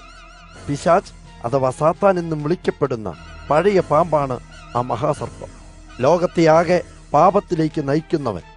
മഹാസർപ്പവും അവനോടൊപ്പം അവന്റെ ദൂതന്മാരും ഭൂമിയിലേക്ക് എറിയപ്പെട്ടു. അപ്പോൾ ഞാൻ സ്വർഗത്തിൽ നിന്നൊരു ഉഗ്രശബ്ദം കേട്ടു. നോക്കൂ, ഇപ്പോൾ നമ്മുടെ ദൈവത്തിന്റെ രക്ഷയും ശക്തിയും രാജ്യവും അവന്റെ ക്രിസ്തുവിന്റെ പരമാധികാരവും ഇതാ കൈവന്നിരിക്കുന്നു. നമ്മുടെ സഹോദരന്മാരെ കുറ്റപ്പെടുത്തിയവൻ പുറത്താക്കപ്പെട്ടതിനാലാണ് ഇതൊക്കെ കൈവന്നത്. നമ്മുടെ സഹോദരന്മാരെ നമ്മുടെ ദൈവത്തോട് അവൻ രാപ്പകൽ കുറ്റപ്പെടുത്തിക്കൊണ്ടിരുന്നു. കുഞ്ഞാടിന്റെ രക്തം കൊണ്ടും തങ്ങളുടെ തന്നെ സത്യവചനങ്ങൾ കൊണ്ടും നമ്മുടെ സഹോദരന്മാർ അവനെ തോൽപ്പിച്ചു. അവർ തങ്ങളുടെ ജീവനെ അത്ര സ്നേഹിച്ചില്ല. അവർ മരണത്തെ ഭയന്നില്ല. അതിനാൽ സ്വർഗമേ, സ്വർഗവാസികളെ സന്തോഷിക്കുക. പക്ഷേ ഭൂമിക്കും സമുദ്രത്തിനും ദുരിതം. എന്തെന്നാൽ പിശാച് നിന്നിലേക്ക് ഇറങ്ങി വന്നിരിക്കുന്നു. ക്രോധത്താൽ നിറഞ്ഞവനാണ് പിശാച്. തന്റെ സമയം തുച്ഛമാണെന്ന് അവൻ അറിയുന്നു. താൻ ഭൂമിയിലേക്ക് എറിയപ്പെട്ടതാണെന്ന് മഹാസർപ്പം മനസ്സിലാക്കി. അതിനാൽ അവൻ ആൺകുട്ടിയെ പ്രസവിച്ച സ്ത്രീയുടെ പിന്നാലെ പാഞ്ഞു.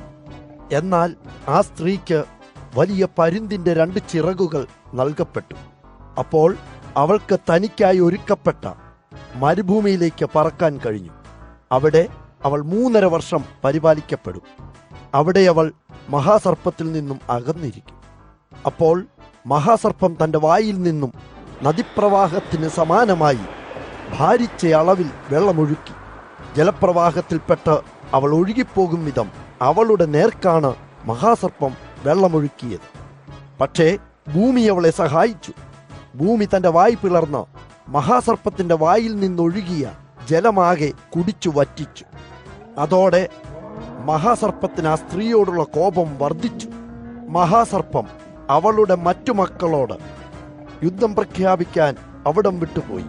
ദൈവത്തിൻ്റെ കൽപ്പനകൾ അനുസരിക്കുന്നവരും യേശു പഠിപ്പിച്ച സത്യം സ്വീകരിച്ചവരുമാണ് അവളുടെ മക്കൾ. മഹാസർപ്പം കടൽപ്പുറത്ത് നിലയുറപ്പിച്ചു. വെളിപ്പാട് അദ്ധ്യായം 13. പിന്നെ ഒരു മൃഗം കടലിൽ നിന്ന് ഉയർന്നു വരുന്നത് ഞാൻ കണ്ടു. അതിന് 10 കൊമ്പും 7 തലയുമുണ്ടായിരുന്നു. അതിൻ്റെ ഓരോ കൊമ്പിലും ഓരോ കിരീടമുണ്ടായിരുന്നു. ഓരോ തലയിലും അതിന് ഓരോ ദൂഷണനാമം ഉണ്ടായിരുന്നു. ആ മൃഗം കരടിയുടേതുപോലുള്ള കാലുകളോട് കൂടിയ ഒരു പുള്ളിപ്പുലിയെ പോലിരുന്നു. സിംഹത്തിൻ്റേതുപോലുള്ള വായായിരുന്നു അതിന്. കടൽപ്പുറത്ത് നിന്ന മഹാസർപ്പം ആ മൃഗത്തിന് തൻ്റെ എല്ലാ ശക്തിയും സിംഹാസനവും അധികാരവും നൽകി. ആ മൃഗത്തിൻ്റെ തലകളിലൊന്ന് മാരകമായ മുറിവുകളേറ്റതുപോലിരുന്നു. എന്നാൽ ആ മാരകമായ മുറിവ് ഭേദപ്പെട്ടിരുന്നു. ലോകത്തിലുള്ളവരൊക്കെ അത്ഭുതത്തോടെ ആ മൃഗത്തെ പിന്തുടർന്നു. തൻ്റെ ശക്തി മൃഗത്തിന് നൽകിയതിനാൽ ആളുകൾ മഹാസർപ്പത്തെ നമസ്കരിച്ചു. ആളുകൾ മൃഗത്തെയും നമസ്കരിച്ചു. അവർ ചോദിച്ചു, ആരുണ്ട് ഈ മൃഗത്തോളം ശക്തനായിട്ട്? ആർക്കതിനോട് ഏറ്റുമുട്ടാനാകും? ധിക്കാരവും ദൂഷണവും പറയാൻ മൃഗത്തെ അനുവദിച്ചു. 42 മാസത്തേക്ക് തൻ്റെ ശക്തി ഉപയോഗിക്കാൻ അതിനനുവാദം കിട്ടി. അത് ദൈവദൂഷണം പറയാൻ വായ് തുറന്നു. ദൈവത്തിൻ്റെ നാമത്തിനും അവൻ്റെ വാസസ്ഥാനത്തിനും സ്വർഗനിവാസികൾക്കുമെല്ലാം എതിരായി ദൂഷണം നടത്തി. ദൈവത്തിൻ്റെ വിശുദ്ധ ജനങ്ങൾക്കെതിരെ യുദ്ധം ചെയ്യുവാനും അവരെ തോൽപ്പിക്കുവാനും മൃഗത്തിന് ശക്തി നൽകപ്പെട്ടു. എല്ലാ ഗോത്രങ്ങൾക്കും ജനപദങ്ങൾക്കും ഭാഷയ്ക്കും രാജ്യത്തിനും മീതെ മൃഗത്തിന് അധികാരം നൽകപ്പെട്ടു. ഭൂമിയിൽ ജീവിക്കുന്നവരെല്ലാം മൃഗത്തെ നമസ്കരിക്കും. കൊല്ലപ്പെട്ട കുഞ്ഞാടിൻ്റെ ജീവന്റെ പുസ്തകത്തിൽ ലോകാരംഭം മുതൽക്ക് പേരെഴുതാത്തവരെല്ലാം അതിനെ നമസ്കരിക്കും. കാതുള്ളവൻ ഇത് കേൾക്കട്ടെ. തടവുകാരനാകേണ്ടവൻ തടവുകാരനാവുക തന്നെ ചെയ്യും. വാളുകൊണ്ട് കൊല്ലുന്നവൻ ഒരു വാളുകൊണ്ട് തന്നെ കൊല്ലപ്പെടും. ഇതിനർത്ഥം ദൈവത്തിൻ്റെ വിശുദ്ധ ജനങ്ങൾക്ക് സഹനശക്തിയും വിശ്വാസവും വേണമെന്നാണ്. മറ്റൊരു മൃഗം ഭൂമിയിൽ നിന്നും ഉയർന്നു വരുന്നതും ഞാൻ കണ്ടു. അതിനൊരു കുഞ്ഞാടിനുള്ളതുപോലെ 2 കൊമ്പുകളുണ്ടായിരുന്നെങ്കിലും മഹാസർപ്പത്തെപ്പോലെ അവൻ സംസാരിച്ചു. ഈ മൃഗം ആദ്യത്തെ മൃഗത്തിനു മുമ്പിൽ വന്നു നിൽക്കുകയും അതിനെപ്പോലെ തന്നെ ശക്തി ഉപയോഗിക്കുകയും ചെയ്തു. ആദ്യത്തെ മൃഗത്തെ ഭൂമിയിലുള്ള എല്ലാവരെയും കൊണ്ട് നമസ്കരിപ്പിക്കുവാനാണ് അത് ശക്തി ഉപയോഗിച്ചത്. ആദ്യത്തെ മൃഗത്തിന് ഭേദമാക്കപ്പെട്ടതും മാരകവുമായ മുറിവുണ്ടായിരുന്നു. രണ്ടാമത്തെ ഈ മൃഗം വലിയ വീര്യപ്രവൃത്തികൾ ചെയ്യുന്നു. ആളുകൾ നോക്കി നിൽക്കെ അവൻ സ്വർഗത്തിൽ നിന്നും ഭൂമിയിലേക്ക് അഗ്നി കൊണ്ടുവരിക പോലും ചെയ്യുന്നു. രണ്ടാമത്തെ മൃഗം ഭൂവാസികളെ വഞ്ചിക്കുന്നു. തനിക്ക് പ്രവർത്തിക്കാൻ അനുവദിക്കപ്പെട്ട വീര്യപ്രവൃത്തികൾ കൊണ്ടാണത് ജനങ്ങളെ വഞ്ചിക്കുന്നത്. ആദ്യത്തെ മൃഗത്തെ രക്ഷിക്കാനാണവൻ ഈ അത്ഭുതങ്ങളൊക്കെ പ്രവർത്തിക്കുന്നത്. ആദ്യത്തെ മൃഗത്തെ ആദരിക്കാൻ ഒരു വിഗ്രഹമുണ്ടാക്കാൻ അവൻ ജനങ്ങളോട് കൽപ്പിച്ചു. വാളുകൊണ്ട് മുറിവേറ്റിട്ടും മരിക്കാത്ത മൃഗമായിരുന്നു അത്. ആദ്യത്തെ മൃഗത്തിന്റെ വിഗ്രഹത്തിന് ജീവൻ നൽകാനുള്ള ശക്തി രണ്ടാമത്തെ മൃഗത്തിന് നൽകപ്പെട്ടിരുന്നു.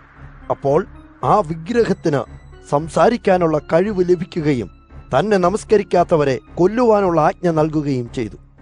രണ്ടാമത്തെ മൃഗം ചെറിയവരെയും ദരിദ്രരെയും സ്വതന്ത്രരെയും അടിമയെയും തങ്ങളുടെ വലതു കൈയിലോ അല്ലെങ്കിൽ നെറ്റിയിലോ ഒരടയാളം ഇടപെടുന്നതിന് നിർബന്ധിച്ചു. ഈ അടയാളമില്ലാതെ ആർക്കും വിൽക്കുവാനോ വാങ്ങുവാനോ ആകുമായിരുന്നില്ല. ഈ അടയാളം ആ മൃഗത്തിന്റെ പേരോ അവന്റെ പേരിന്റെ സംഖ്യയോ ആണ്. ബുദ്ധിയുള്ളവന് മൃഗത്തിന്റെ സംഖ്യ കണ്ടെത്താനാകും. വിജ്ഞാനമാണ് ഇവിടെ ആവശ്യം. അതൊരു മനുഷ്യന്റെ സംഖ്യയാകുന്നു. 666 ആ സംഖ്യ. വെളിപ്പാട് അദ്ധ്യായം 14. പിന്നെ ഞാൻ നോക്കിയപ്പോൾ എന്റെ മുമ്പിൽ കുഞ്ഞാടുണ്ടായിരുന്നു. അവൻ സിയോൻ പർവ്വതത്തിന് മുകളിൽ നിൽക്കുകയായിരുന്നു. 144,000 പേർ അവനോടൊത്തുണ്ടായിരുന്നു. അവരുടെയെല്ലാം നെറ്റിമേൽ അവന്റെയും അവന്റെ പിതാവിന്റെയും നാമം എഴുതിയിരുന്നു. ധാരാളം ജലപ്രവാഹത്തിന്റെയും ഇടിമുഴക്കത്തിന്റെയും പോലുള്ള ശബ്ദം ഞാൻ സ്വർഗത്തിൽ നിന്നും കേട്ടു. ആളുകൾ വീണമീട്ടുമ്പോൾ ഉണ്ടാകുന്ന ശബ്ദത്തിന് സദൃശ്യമായ ശബ്ദമാണ് ഞാൻ കേട്ടത്. ജനങ്ങൾ സിംഹാസനത്തിന് മുമ്പാകെയും 4 ജീവനുള്ള ജന്തുക്കളുടെയും മൂപ്പന്മാരുടെയും സാന്നിധ്യത്തിൽ വച്ചും ഒരു പുതിയ ഗാനം പാടി. ഭൂമിയിൽ നിന്നും വീണ്ടെടുക്കപ്പെട്ടിരുന്ന 144,000 പേരൊഴിച്ച് മറ്റാർക്കും ഈ ഗാനം പഠിക്കാൻ കഴിഞ്ഞില്ല. ഈ 144,000 പേർ സ്ത്രീ സമ്പർക്കം മൂലം മലിനപ്പെടാത്തവരായിരുന്നു. അവർ സ്വയം ശുദ്ധരായി സംരക്ഷിച്ചു. അവർ കുഞ്ഞാടിനെ അത് പോകുന്നിടത്തൊക്കെ പിന്തുടർന്നു. ഭൂവാസികൾക്കിടയിൽ നിന്നും വീണ്ടെടുക്കപ്പെട്ടവരാണ് ഈ 144,000 പേരും. ദൈവത്തിനും കുഞ്ഞാടിനും ആദ്യമായി സമർപ്പിക്കപ്പെട്ടവരായിരുന്നു അവർ. അവർ നുണ പറഞ്ഞിരുന്നില്ല. അവർ നിഷ്കളങ്കരായിരുന്നു. അപ്പോൾ മറ്റൊരു ദൂതൻ ആകാശത്തിൽ വളരെ ഉയരത്തിൽ പറക്കുന്നത് ഞാൻ കണ്ടു.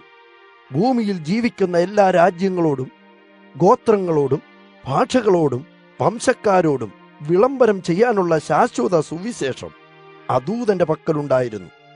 ദൂതൻ ഉച്ചത്തിൽ പറഞ്ഞു, ദൈവത്തെ ഭയക്കുകയും അവനെ സ്തുതിക്കുകയും ചെയ്യുക. ദൈവം മനുഷ്യരെ വിധിക്കാനുള്ള സമയമടുത്തിരിക്കുന്നു.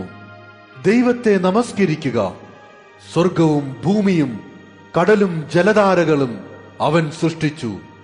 അപ്പോൾ ഒന്നാമത്തെ ദൂതനെ പിന്തുടർന്നിരുന്ന രണ്ടാമത്തെ ദൂതൻ പറഞ്ഞു, അവൾ നശിപ്പിക്കപ്പെട്ടിരിക്കുന്നു. ബാബിലോൺ മഹാനഗരം നശിപ്പിക്കപ്പെട്ടിരിക്കുന്നു. എല്ലാ രാജ്യങ്ങളെയും അവൾ തന്റെ അധമ വികാരങ്ങളുടെ വീഞ്ഞിൽ നിന്ന് കുടിപ്പിക്കുകയും ദൈവത്തിന്റെ കോപത്തിനിരയാവുകയും ചെയ്തു. 2 ദൂതന്മാരെയും പിന്തുടർന്ന് മൂന്നാമതൊരു ദൂതൻ കൂടി വന്നു.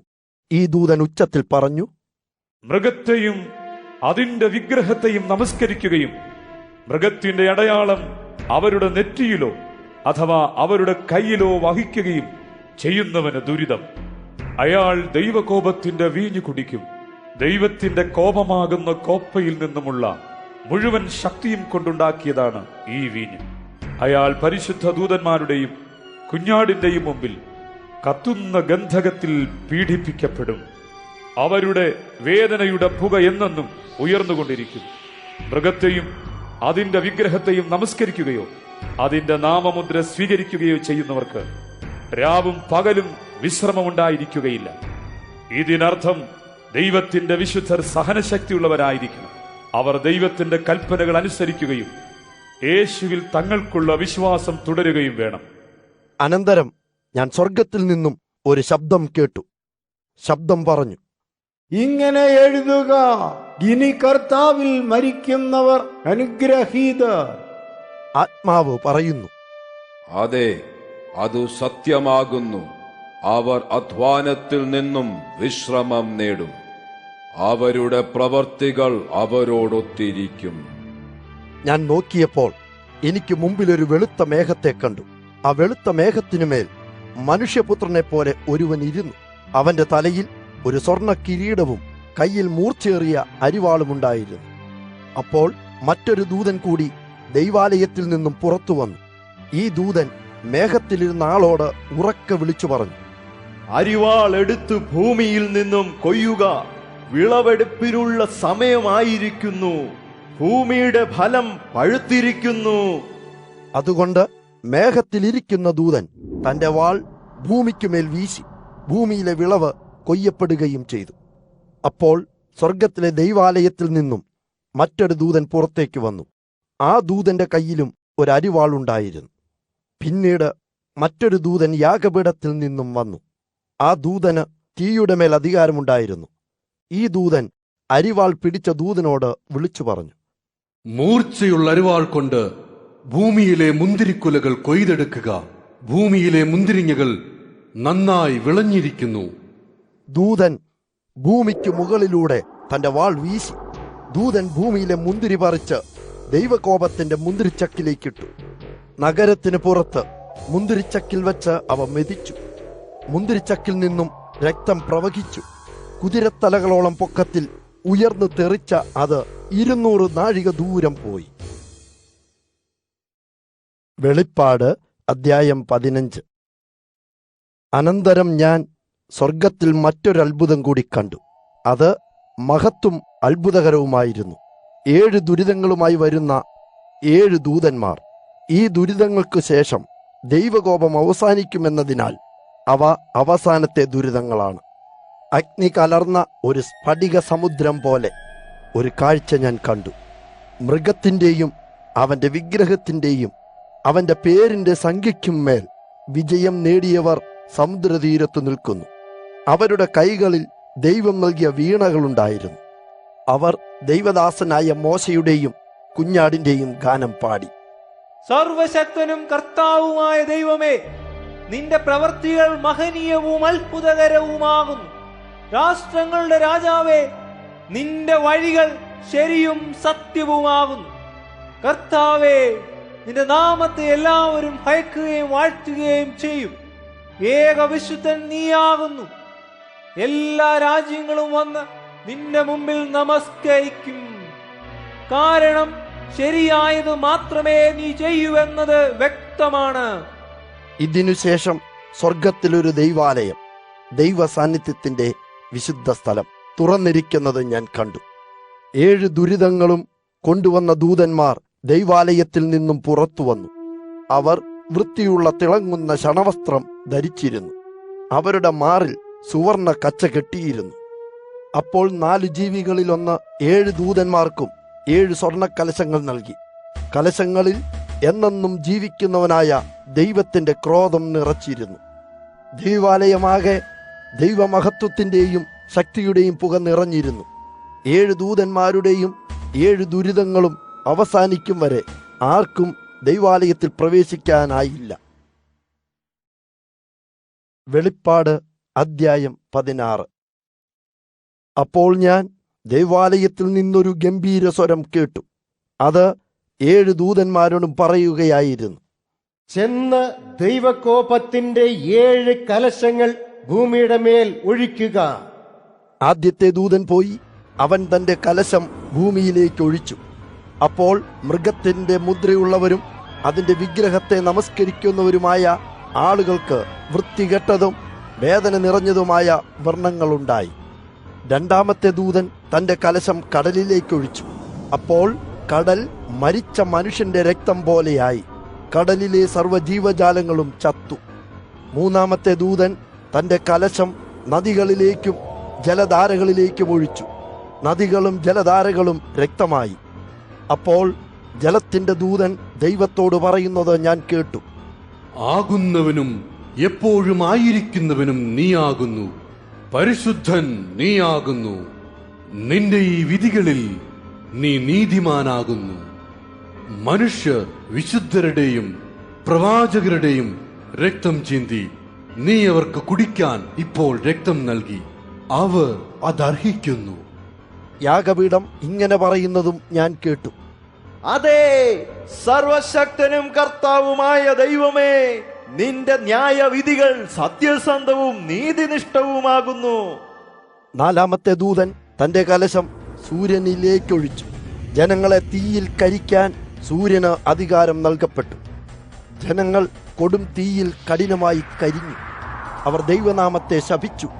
ഈ ദുരിതങ്ങൾക്കുമേൽ നിയന്ത്രണമുള്ളത് ദൈവത്തിന് മാത്രമാണ്. എങ്കിലും അവർ മാനസാന്തരപ്പെടുകയോ തങ്ങളുടെ ദൈവത്തെ മഹത്വപ്പെടുത്തുകയോ ചെയ്തില്ല. അഞ്ചാമത്തെ ദൂതൻ തന്റെ കലശം മൃഗത്തിന്റെ സിംഹാസനത്തിലേക്ക് ഒഴിച്ചു. അപ്പോൾ മൃഗത്തിന്റെ രാജ്യം ഇരുട്ടിലായി. ജനങ്ങൾ വേദന കൊണ്ട് തങ്ങളുടെ നാക്ക് കടിച്ചു. ജനങ്ങൾ വ്രണങ്ങളിലെ വേദന സഹിക്കാൻ വയ്യാതായപ്പോൾ സ്വർഗസ്ഥനായ ദൈവത്തെ ശപിച്ചു. എങ്കിലും അവർ മാനസാന്തരപ്പെടുകയോ തങ്ങളുടെ ദുഷ്ചെയ്തികൾ നിർത്തുകയോ ചെയ്തില്ല.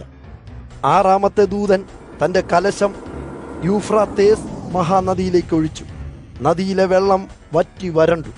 അത് കിഴക്ക് നിന്നും രാജാക്കന്മാർക്ക് വരാൻ വഴിയൊരുക്കി. അപ്പോൾ തവളകളെപ്പോലിരുന്ന 3 അശുദ്ധാത്മാക്കളെ ഞാൻ കണ്ടു. അവ മഹാസർപ്പത്തിൻ്റെയും മൃഗത്തിൻ്റെയും വ്യാജപ്രവാചകന്റെയും വായിൽ നിന്നാണ് പുറത്തു വന്നത്. ഈ അശുദ്ധാത്മാക്കൾ ഭൂതങ്ങളുടെ ആത്മാക്കളാണ്. വീര്യപ്രവൃത്തികൾക്കുള്ള ശക്തി അവർക്കുണ്ട്. ഈ അശുദ്ധാത്മാക്കൾ ലോകം മുഴുവനുമുള്ള രാജാക്കന്മാരിലേക്ക് പുറപ്പെടും. സർവശക്തനായ ദൈവത്തിൻ്റെ മഹാദിവസത്തിലെ യുദ്ധത്തിന് രാജാക്കന്മാരെ ഈ അശുദ്ധാത്മാക്കൾ സംഘടിപ്പിക്കുന്നു. ശ്രദ്ധിക്കൂ, ഞാനൊരു കള്ളനെ പോലെ വരും. ഉണർന്ന് തന്റെ വസ്ത്രങ്ങൾ സൂക്ഷിച്ചുകൊണ്ടിരിക്കുന്നവന് സന്തോഷിക്കാം. എങ്കിൽ അവന് നഗ്നനായി പോകേണ്ടി വരില്ല. ജനമധ്യത്തിൽ അവന് ലജ്ജിക്കേണ്ടി വരില്ല. അപ്പോൾ എബ്രായ ഭാഷയിൽ ഹർമഗദ്ദോൻ എന്ന് വിളിക്കപ്പെടുന്ന സ്ഥലത്ത് അശുദ്ധാത്മാക്കൾ രാജാക്കന്മാരെ ഒരുമിച്ച് കൂട്ടി. ഏഴാമത്തെ ദൂതൻ തന്റെ കലശം വായുവിലേക്കൊഴിച്ചു. അപ്പോൾ ദൈവാലയത്തിലെ സിംഹാസനത്തിൽ നിന്ന് ഒരു വലിയ സ്വരം ഇങ്ങനെ പറഞ്ഞു, അത് അവസാനിച്ചിരിക്കുന്നു. അപ്പോൾ അവിടെ മിന്നൽ പിണരുകളും ശബ്ദകോലാഹലങ്ങളും ഇടിയും ഒരു വലിയ ഭൂകമ്പവും ഉണ്ടായി. ഭൂമിയിൽ മനുഷ്യർ നിലനിന്നു പോന്നതിന് ശേഷമുള്ള ഏറ്റവും ഭീകരമായ ഭൂകമ്പമായിരുന്നു അത്. മഹാനഗരം 3 പിളർന്നു. രാഷ്ട്രങ്ങളിലെ നഗരങ്ങൾ നശിപ്പിക്കപ്പെട്ടു. മഹാബാബിലോനിനെ ശിക്ഷിക്കാൻ ദൈവം മറന്നില്ല.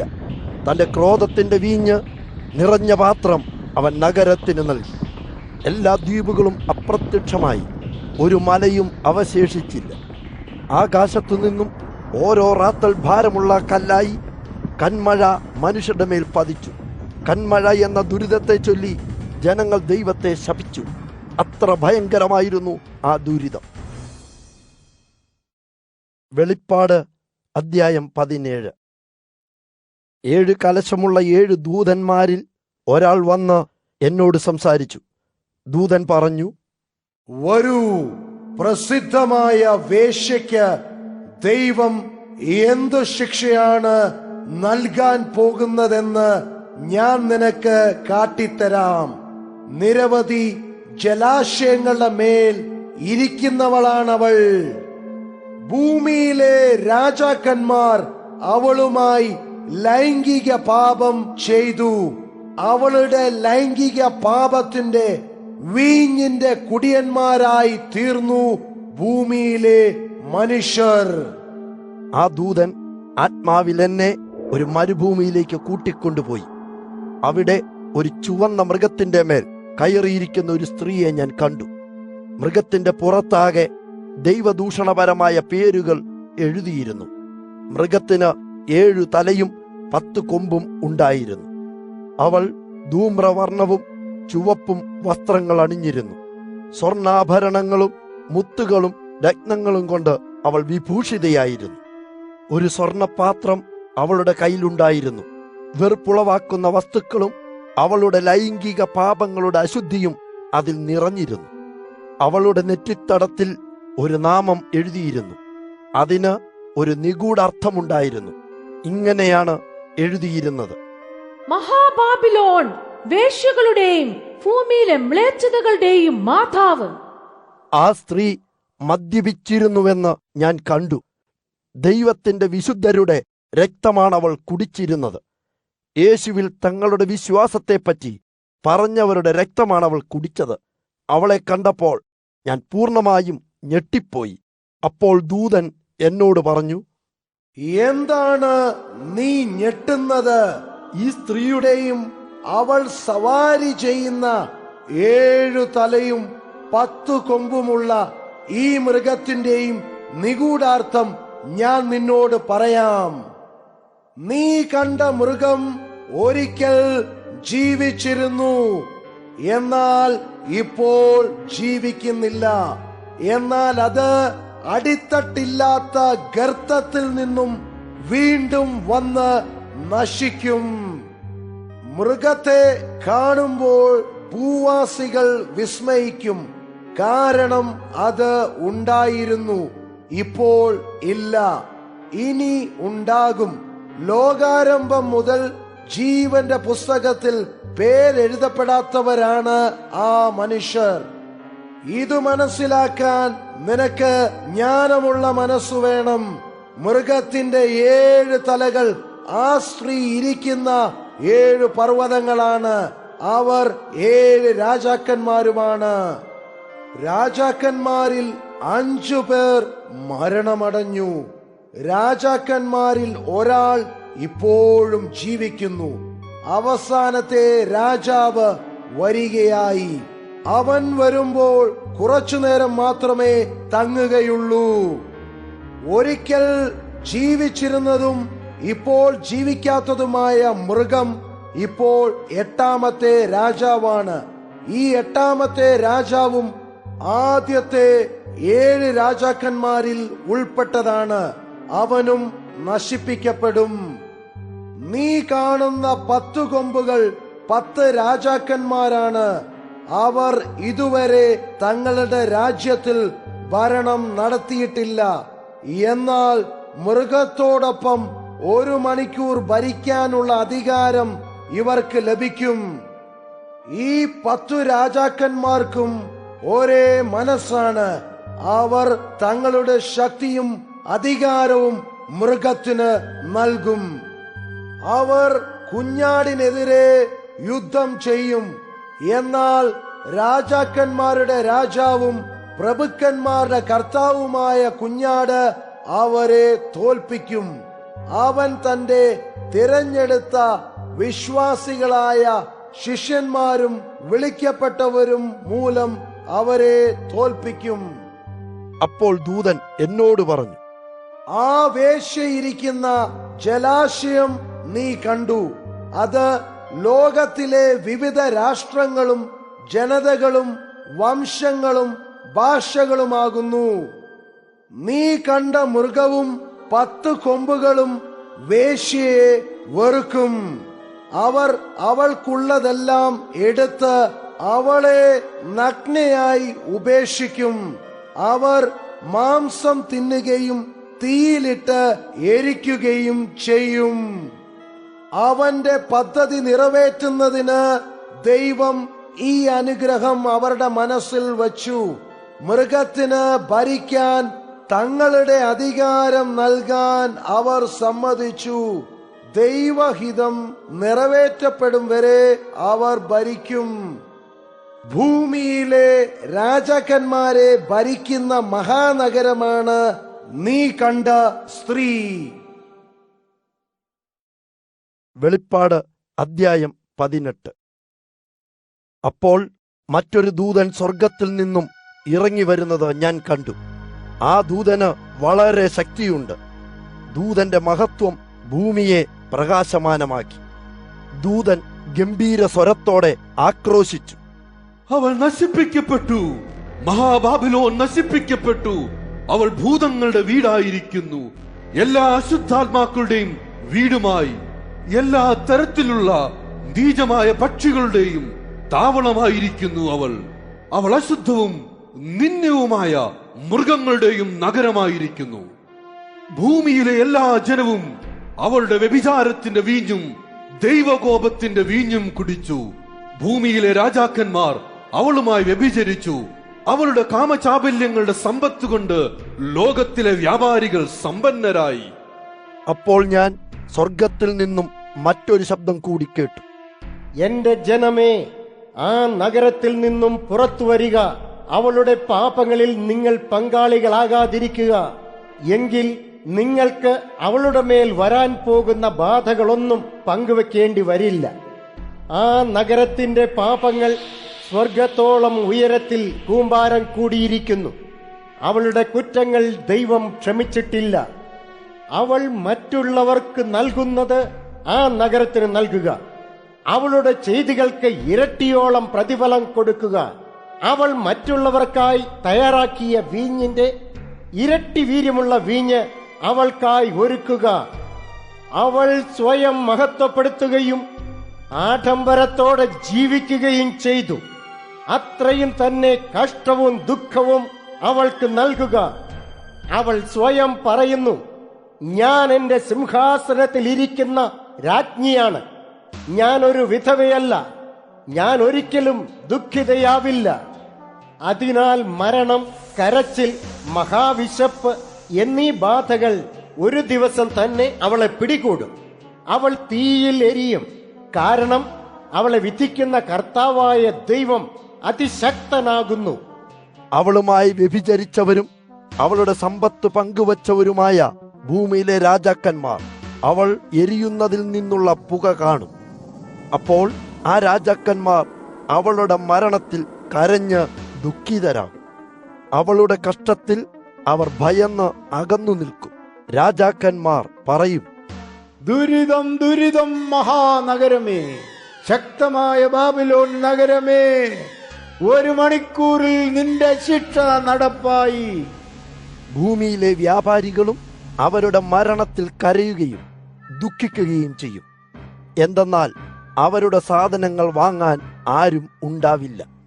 സ്വർണം, വെള്ളി, രത്നങ്ങൾ, മുത്തുകൾ, രക്താംബരങ്ങൾ, ധൂമ്രവസ്ത്രം, പട്ട്, ചെമ്പട്ട്, വില കൂടിയ സുഗന്ധവർഗങ്ങൾ, സുഗന്ധത്തടി, ആനക്കൊമ്പ് കൊണ്ടുണ്ടാക്കിയ സകലവിധ സാധനങ്ങളും, ഓട്, ഇരുമ്പ്, മാർബിൾ എന്നിവയിലുണ്ടാക്കിയ സാധനങ്ങളും അവർ വിറ്റിരുന്നു. കൂടാതെ കുറുവ, സുഗന്ധവ്യഞ്ജനങ്ങൾ, ധൂപവർഗം, കുന്തിരിക്കം, മൂര്, സുഗന്ധ തൈലങ്ങൾ, വീഞ്ഞ്, എണ്ണ, നേർത്ത ധാന്യമാവ്, ഗോതമ്പ്, ആടുമാടുകൾ, കുതിരകൾ, രഥങ്ങൾ, മനുഷ്യ ശരീരങ്ങൾ, മനുഷ്യപ്രാണൻ എന്നിവയും അവരുടെ വ്യാപാര സാധനങ്ങളായിരുന്നു. ബാബിലോൺ, നീ ആഗ്രഹിച്ച നല്ല സാധനങ്ങൾ നഷ്ടമായിരിക്കുന്നു. നിന്റെ സമ്പന്നവും ആകർഷവുമായ സാധനങ്ങൾ അപ്രത്യക്ഷമായിരിക്കുന്നു. ഇനിയും നിനക്ക് ആ സാധനങ്ങൾ ലഭിക്കില്ല. വ്യാപാരികൾ അവളുടെ കഷ്ടത്തിൽ ഭയക്കുകയും അകന്നു നിൽക്കുകയും ചെയ്യും. ഇവർ അവൾക്ക് സാധനങ്ങൾ വിറ്റ് ധനികരായവരാണ്. അവർ ദുഃഖിക്കുകയും കരയുകയും ചെയ്യും. അവർ പറയും, ദുരിതം, മഹാനഗരത്തിന് എത്ര ദുരിതമായ അവസ്ഥ. അവൾ നേർത്ത വസ്ത്രങ്ങളും ധൂമ്രവും ചെങ്കുപ്പായങ്ങളും അണിഞ്ഞിരുന്നു. സ്വർണവും രത്നങ്ങളും മുത്തുകളും കൊണ്ട് അവൾ തിളങ്ങി. ഈ മുഴുവൻ സമ്പത്തും 1 മണിക്കൂറിൽ നശിപ്പിക്കപ്പെട്ടിരിക്കുന്നു. എല്ലാ കപ്പിത്താന്മാരും, എല്ലാ കപ്പൽ യാത്രക്കാരും, നാവികരും, കടലിലെ എല്ലാ വ്യാപാരികളും അവളിൽ നിന്ന് അകന്നു നിന്നു. അവൾ എരിയുന്നതിന്റെ പുക കണ്ടു. അവർ ഉച്ചത്തിൽ പറഞ്ഞു, ഇതുപോലൊരു മഹാനഗരം വേറെ ഉണ്ടായിരുന്നില്ല. അവർ തലയിൽ പൊടി വാരിയിട്ടു. അവർ ദുഃഖിച്ചു കരയുകയും ഉച്ചത്തിൽ വിലപിച്ചു പറയുകയും ചെയ്തു, ദുരിതം ദുരിതം മഹാനഗരമേ, കടലിൽ കപ്പലുകൾ ഉള്ളവർ അവളുടെ സമ്പത്ത് കൊണ്ട് ധനികരായി. പക്ഷേ അവൾ 1 മണിക്കൂർ കൊണ്ട് തകർക്കപ്പെട്ടു. ഓ സ്വർഗമേ, ഇതിനാൽ സന്തോഷിക്കുവീൻ. ദൈവത്തിന്റെ വിശുദ്ധരെ, അപ്പോസ്തലന്മാരെ, പ്രവാചകരെ, സന്തോഷിപ്പീൻ. അവൾ നിങ്ങളോട് ചെയ്തവയുടെ അടിസ്ഥാനത്തിൽ ദൈവം അവളെ ശിക്ഷിച്ചിരിക്കുന്നു. ശക്തനായ ഒരു ദൂതൻ ഒരു വലിയ പാറയെടുത്തു. അതൊരു വലിയ തിരിക്കല്ലിനോളം വലുതായിരുന്നു. ദൂതൻ കല്ല് സമുദ്രത്തിലേക്ക് എറിഞ്ഞുകൊണ്ട് പറഞ്ഞു, അങ്ങനെയാണ് ബാബിലോൺ നഗരം വലിച്ചെറിയപ്പെടുക. പിന്നീട് നഗരം അവശേഷിക്കില്ല. വീണ വായിക്കുന്നവരുടെയും പുല്ലാങ്കുഴൽ, കാഹളം എന്നിവ വായിക്കുന്ന സംഗീതജ്ഞരുടെയും സംഗീതം നിന്നിൽ മുഴങ്ങുകയില്ല. ഒരു കരകൗശല ശില്പിയും ഇനി നിന്നിൽ കാണപ്പെടുകയില്ല. തിരികല്ലിന്റെ ശബ്ദം നിന്നിൽ ഇനി കേൾക്കില്ല. ഒരു വിളക്കിന്റെ പ്രകാശം നിന്നിൽ ഇനി തെളിയുകയില്ല. വധൂവരന്മാരുടെ ശബ്ദം നിന്നിൽ ഇനി കേൾക്കില്ല. നിന്റെ വ്യാപാരികൾ ലോകത്തിലെ ഏറ്റവും മഹാന്മാരായിരുന്നു. ജനതയെല്ലാം നിന്റെ മായാജാലത്താൽ വഞ്ചിതരായി. പ്രവാചകരുടെയും ദൈവത്തിന്റെ വിശുദ്ധരുടെയും ഭൂമിയിൽ കൊല്ലപ്പെട്ട എല്ലാവരുടെയും രക്തത്തിന് അവളാണ് ഉത്തരവാദി. വെളിപ്പാട് അദ്ധ്യായം 19. അതിനുശേഷം സ്വർഗത്തിൽ വലിയൊരു ജനക്കൂട്ടത്തിൻ്റേതുപോലെ വലിയ ശബ്ദം ഞാൻ കേട്ടു. അവൾ പറയുകയായിരുന്നു, ഹല്ലേലൂയ! വിജയവും മഹത്വവും ശക്തിയും നമ്മുടെ ദൈവത്തിൻ്റെതാകുന്നു. അവന്റെ വിധികൾ സത്യസന്ധവും ന്യായയുക്തവുമാകുന്നു. മഹാവേശ്യ സ്ത്രീയെ നമ്മുടെ ദൈവം ശിക്ഷിച്ചു. വേശ്യാവൃത്തി വഴി ഭൂമിയെ ദുഷിപ്പിച്ചവളാണവൾ. തന്റെ ദാസന്മാരുടെ രക്തത്തിന് ദൈവം ആ വേശ്യയെ ശിക്ഷിച്ചിരിക്കുന്നു. അവൻ ഒരിക്കൽ കൂടി പറഞ്ഞു, ഹല്ലേലൂയ! അവൾ എരിയുന്നതിന്റെ പുക എന്നെന്നും ഉയർന്നുകൊണ്ടിരിക്കും. അപ്പോൾ 24 മൂപ്പന്മാരും 4 ജീവനുള്ള ജന്തുക്കളും നമസ്കരിച്ചു. അവർ സിംഹാസനസ്ഥനായ ദൈവത്തെ സ്തുതിച്ചു. അവർ പറഞ്ഞു, ആമേൻ, ഹല്ലേലൂയ! അപ്പോൾ സിംഹാസനത്തിൽ നിന്നൊരു ശബ്ദം വന്നു, ദൈവത്തെ സേവിക്കുന്ന നിങ്ങളെല്ലാം നമ്മുടെ ദൈവത്തെ സ്തുതിക്കുക. ദൈവത്തെ ആദരിക്കുന്ന ചെറിയവരും വലിയവരുമായ നിങ്ങൾ നമ്മുടെ ദൈവത്തെ സ്തുതിക്കുക. അപ്പോൾ വലിയൊരു ജനക്കൂട്ടത്തിന്റെ ആരവം പോലെ ഞാൻ കേട്ടു. അത് ജലപ്രവാഹം പോലെയും ശക്തിയായ ഇടിമുഴക്കം പോലെയുമായിരുന്നു. ആളുകൾ ഇങ്ങനെ പറയുകയായിരുന്നു, ഹല്ലേലൂയ! നമ്മുടെ കർത്താവും സർവശക്തനുമായ ദൈവം ഭരിക്കുന്നു. നമുക്ക് ആഹ്ലാദിച്ചുല്ലസിച്ച് ദൈവത്തെ മഹത്വപ്പെടുത്താം. കുഞ്ഞാടിന്റെ വിവാഹം അടുത്തിരിക്കുന്നതിനാൽ ദൈവത്തെ മഹത്വപ്പെടുത്തുക. അവന്റെ മണവാട്ടി സ്വയം ഒരുങ്ങിക്കഴിഞ്ഞു. അവൾക്ക് ധരിക്കാൻ നൽകപ്പെട്ട നേർത്ത ക്ഷണവസ്ത്രമാകട്ടെ തിളക്കവേറിയതും ശുദ്ധവുമായിരുന്നു. അപ്പോൾ ദൂതൻ എന്നോട് പറഞ്ഞു, ഇത് എഴുതുക, കുഞ്ഞാടിന്റെ വിവാഹ സദ്യയ്ക്ക് ക്ഷണിക്കപ്പെട്ടവർ അനുഗ്രഹീതർ. അപ്പോൾ ദൂതൻ പറഞ്ഞു, ഇത് ദൈവത്തിന്റെ സത്യവചനങ്ങളാകുന്നു. അനന്തരം ഞാൻ ദൂതനെ നമസ്കരിക്കുവാൻ അവന്റെ പാദത്തിങ്കൽ മുട്ടുകുത്തി. പക്ഷേ ദൂതൻ എന്നോട് പറഞ്ഞു, എന്നെ നമസ്കരിക്കരുത്. ഞാൻ നിന്നെ പോലെയും നിന്റെ സഹോദരന്മാരെ പോലെയും യേശുവിനെ കുറിച്ച് സാക്ഷ്യം നൽകുന്ന ഒരു ദാസനാണ്. അതുകൊണ്ട് ദൈവത്തെ നമസ്കരിക്കുക. എന്തെന്നാൽ പ്രവചനത്തിന്റെ ആത്മാവ് യേശുവിന്റെ സത്യമാണല്ലോ. അപ്പോൾ സ്വർഗം തുറന്നത് ഞാൻ കണ്ടു. അവിടെ എനിക്ക് മുമ്പിൽ ഒരു വെള്ളക്കുതിരയുണ്ടായിരുന്നു. അതിന്മേൽ സവാരി ചെയ്യുന്നവൻ വിശ്വസ്തനെന്നും സത്യവാനെന്നും വിളിക്കപ്പെട്ടിരുന്നു. അവൻ നീതിപൂർവം വിധിക്കുകയും യുദ്ധം ചെയ്യുകയും ചെയ്യുന്നു. അവന്റെ കണ്ണുകൾ കത്തുന്ന തീ പോലെയായിരുന്നു. അവന്റെ തലയിൽ അനവധി കിരീടങ്ങളുണ്ടായിരുന്നു. അവന്റെ മേൽ ഒരു പേരെഴുതപ്പെട്ടിരുന്നുവെങ്കിലും അതെന്തെന്ന് അവന് മാത്രമേ അറിയാമായിരുന്നുള്ളൂ. മറ്റാർക്കും ആ പേരറിയുമായിരുന്നില്ല. രക്തത്തിൽ മുക്കിയ ഒരു നീളൻ കുപ്പായം അവൻ ധരിച്ചിരുന്നു. ദൈവവചനമെന്നായിരുന്നു അവന്റെ നാമം. സ്വർഗത്തിലെ സേനകൾ വെള്ളക്കുതിരപ്പുറത്ത് അവനെ പിന്തുടർന്നിരുന്നു. നേർത്തതും വെളുത്തതും വൃത്തിയുള്ളതുമായ ശണവസ്ത്രം അവൻ ധരിച്ചിരുന്നു.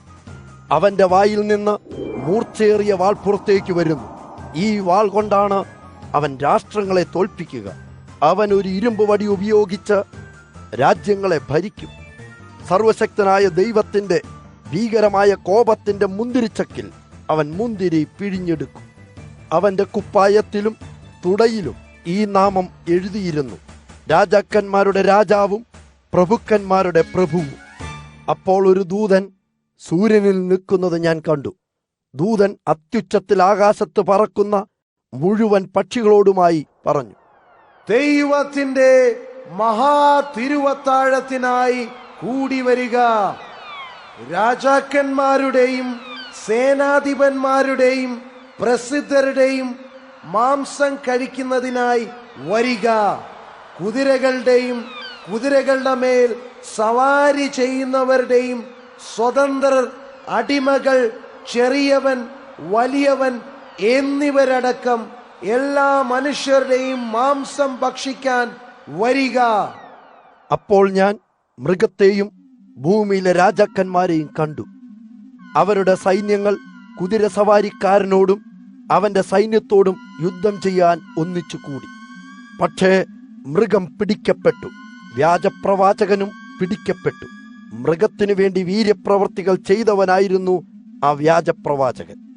മൃഗത്തിന്റെ അടയാളമുള്ളവരും അവന്റെ വിഗ്രഹത്തെ നമസ്കരിക്കുന്നവരുമായവരെ വഞ്ചിക്കാനാണ് വ്യാജപ്രവാചകൻ ഈ അത്ഭുതങ്ങൾ പ്രവർത്തിച്ചത്. ഗന്ധകമെരിയുന്ന തീ തടാകത്തിലേക്ക് വ്യാജപ്രവാചകനും മൃഗവും ജീവനോടെ എറിയപ്പെട്ടു. അവരുടെ സൈന്യങ്ങൾ കുതിരക്കാരന്റെ വായിൽ നിന്നും വന്ന വാളിനാൽ കൊല്ലപ്പെട്ടു. പക്ഷികളെല്ലാം വയറ് നിറയെ ഈ ശരീരങ്ങൾ തിന്നു. വെളിപ്പാട് അദ്ധ്യായം 20. സ്വർഗത്തിൽ നിന്നൊരു ദൂതൻ ഇറങ്ങി വരുന്നത് ഞാൻ കണ്ടു. അടിത്തട്ടില്ലാത്ത ഗർത്തത്തിലേക്കുള്ള താക്കോൽ ദൂതന്റെ കയ്യിലുണ്ടായിരുന്നു. ദൂതന്റെ കയ്യിൽ ഒരു വലിയ ചങ്ങലയുമുണ്ടായിരുന്നു. ദൂതൻ മഹാസർപ്പത്തെയും പിടിച്ചിരുന്നു. പുരാതന സർപ്പം, അവൻ സാത്താൻ അഥവാ പിശാചും ആണ്. ദൂതൻ അവനെ 1000 വർഷം ചങ്ങലയിൽ ബന്ധിച്ചു. മഹാസർപ്പത്തെ അടിത്തട്ടില്ലാത്ത ഗർത്തത്തിലേക്ക് എറിഞ്ഞു. ദൂതൻ എന്നിട്ട് ഗർത്തമടച്ച് തഴുതിട്ടു. 1000 വർഷത്തേക്ക് ഭൂമിയിലെ മനുഷ്യരെ മഹാസർപ്പം വഞ്ചിക്കാതിരിക്കാനാണവൻ അങ്ങനെ ചെയ്തത്. 1000 വർഷങ്ങൾക്ക് ശേഷം അല്പനേരത്തേക്ക് മഹാസർപ്പം സ്വതന്ത്രനാക്കപ്പെടും. അപ്പോൾ ഏതാനും സിംഹാസനങ്ങളിൽ മേൽ കുറെ പേർ ഇരിക്കുന്നത് ഞാൻ കണ്ടു. ന്യായം വിധിക്കാൻ അവർക്ക് അധികാരം കൊടുത്തിരുന്നു. യേശുവിന്റെ സത്യത്തോടും ദൈവവചനത്തോടും വിശ്വസ്തരായിരുന്നതുകൊണ്ട് തലമുറിക്കപ്പെട്ടവരുടെ ദേഹികളെയും ഞാൻ കണ്ടു. അവർ മൃഗത്തെയോ അവന്റെ വിഗ്രഹത്തെയോ നമസ്കരിച്ചിരുന്നില്ല. നെറ്റിയിലോ കയ്യിലോ മൃഗത്തിന്റെ അടയാളം അവർ സ്വീകരിച്ചിരുന്നില്ല. അവർ വീണ്ടും ജീവിക്കുകയും ക്രിസ്തുവിനോടൊത്ത് 1000 വർഷം വാണരുളുകയും ചെയ്തു. മരിച്ച മറ്റുള്ളവർ 1000 വർഷം കഴിയുവോളം വീണ്ടും ജീവിച്ചതേ ഇല്ല. അത് മരിച്ചവരുടെ ആദ്യത്തെ ഉയർത്തെഴുന്നേൽപ്പായിരുന്നു. ഈ ആദ്യത്തെ ഉയർത്തെഴുന്നേൽപ്പിൽ പങ്കുപറ്റിയ ഏവരും അനുഗ്രഹീതരും വിശുദ്ധരുമാണ്. രണ്ടാമത്തെ മരണത്തിന് ആ ആളുകളുടെ മേൽ യാതൊരു അധികാരവുമില്ല. അവർ ദൈവത്തിന്റെയും ക്രിസ്തുവിന്റെയും പുരോഹിതരായിരിക്കും. അവർ അവനോടൊപ്പം 1000 വർഷം ഭരിക്കും. 1000 വർഷം പൂർത്തിയായി കഴിയുമ്പോൾ അടിത്തട്ടില്ലാത്ത ഗർത്തത്തിൽ തടവിൽ കിടക്കുന്ന സാത്താൻ മോചിതനാകും.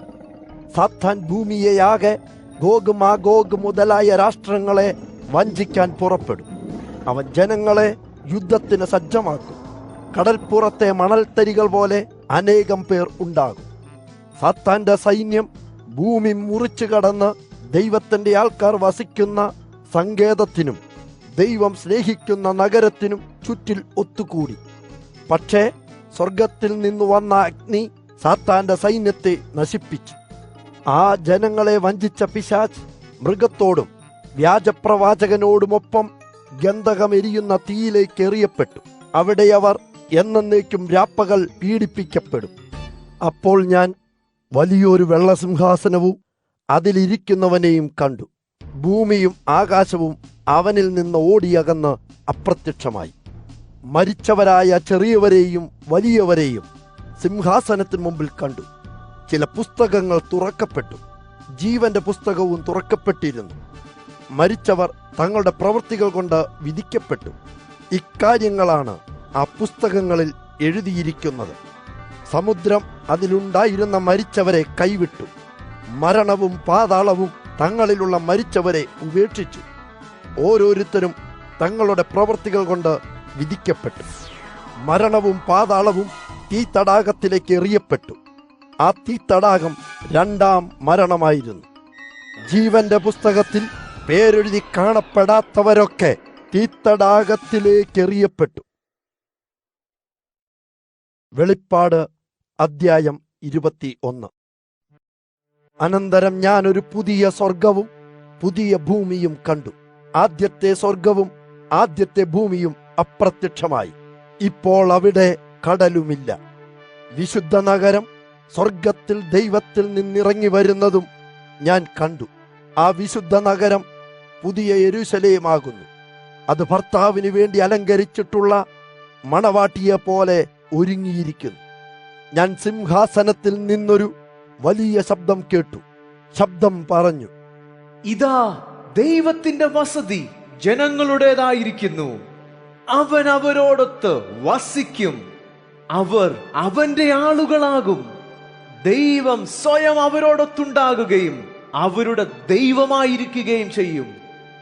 ദൈവം അവരുടെ കണ്ണുകളിൽ നിന്നും എല്ലാ കണ്ണുനീരും തുടച്ചു കളയും. ഇനി മരണവും ദുഃഖവും കരച്ചിലും വേദനയും ഉണ്ടാവില്ല. എല്ലാ പഴയ വഴികളും അവസാനിച്ചു. സിംഹാസനത്തിൽ ഇരിക്കുന്നവൻ പറഞ്ഞു, ഇതാ ഞാനെല്ലാം പുതിയതാക്കുന്നു. എന്നിട്ട് അവൻ പറഞ്ഞു, ഇങ്ങനെ എഴുതുക, എന്തെന്നാൽ ഈ വാക്കുകൾ സത്യവും വിശ്വസനീയവുമാകുന്നു. സിംഹാസനത്തിൽ ഇരിക്കുന്നവൻ എന്നോട് പറഞ്ഞു, അത് അവസാനിച്ചു. അൽഫയും ഒമേഗയും ആദിയും അന്തവും ഞാനാകുന്നു. ദാഹിക്കുന്നവന് ഞാൻ ജീവന്റെ നീറുറവയിൽ നിന്നും സൗജന്യമായി ജലം നൽകും. ജേതാവിന് ഇതെല്ലാം ലഭിക്കും. ഞാൻ അവന്റെ ദൈവവും അവൻ എന്റെ പുത്രനുമായിരിക്കും. എന്നാൽ ഭീരുക്കളും വിശ്വസിക്കാൻ കൂട്ടാക്കാത്തവരും നിന്ദ്യമായ പ്രവർത്തനങ്ങൾ ചെയ്യുന്നവരും കൊലയാളികളും വ്യഭിചാരികളും ആഭിചാരക്കാരും വിഗ്രഹാരാധകരും നുണയന്മാരും അടക്കം എല്ലാവരും ഗന്ധകത്തീ തടാകത്തിൽ പതിക്കും. ഇതാണ് രണ്ടാം മരണം. 7 ദൂതന്മാരിൽ ഒരാൾ എന്നെ സമീപിച്ചു. അവസാനത്തെ 7 ദുരിതങ്ങൾ നിറച്ച 7 കലശങ്ങളിലൊന്ന് വഹിച്ചിരുന്ന ഒരു ദൂതനായിരുന്നു അത്. ദൂതൻ പറഞ്ഞു, എന്നോടൊത്തു വരിക, കുഞ്ഞാടിന്റെ കാന്തയായ മണവാട്ടിയെ ഞാൻ കാട്ടിത്തരാം. ദൂതൻ എന്നെ ആത്മാവിലെടുത്ത് വളരെ വലിയതും ഉയരം കൂടിയതുമായ പർവ്വതത്തിലിരുത്തി.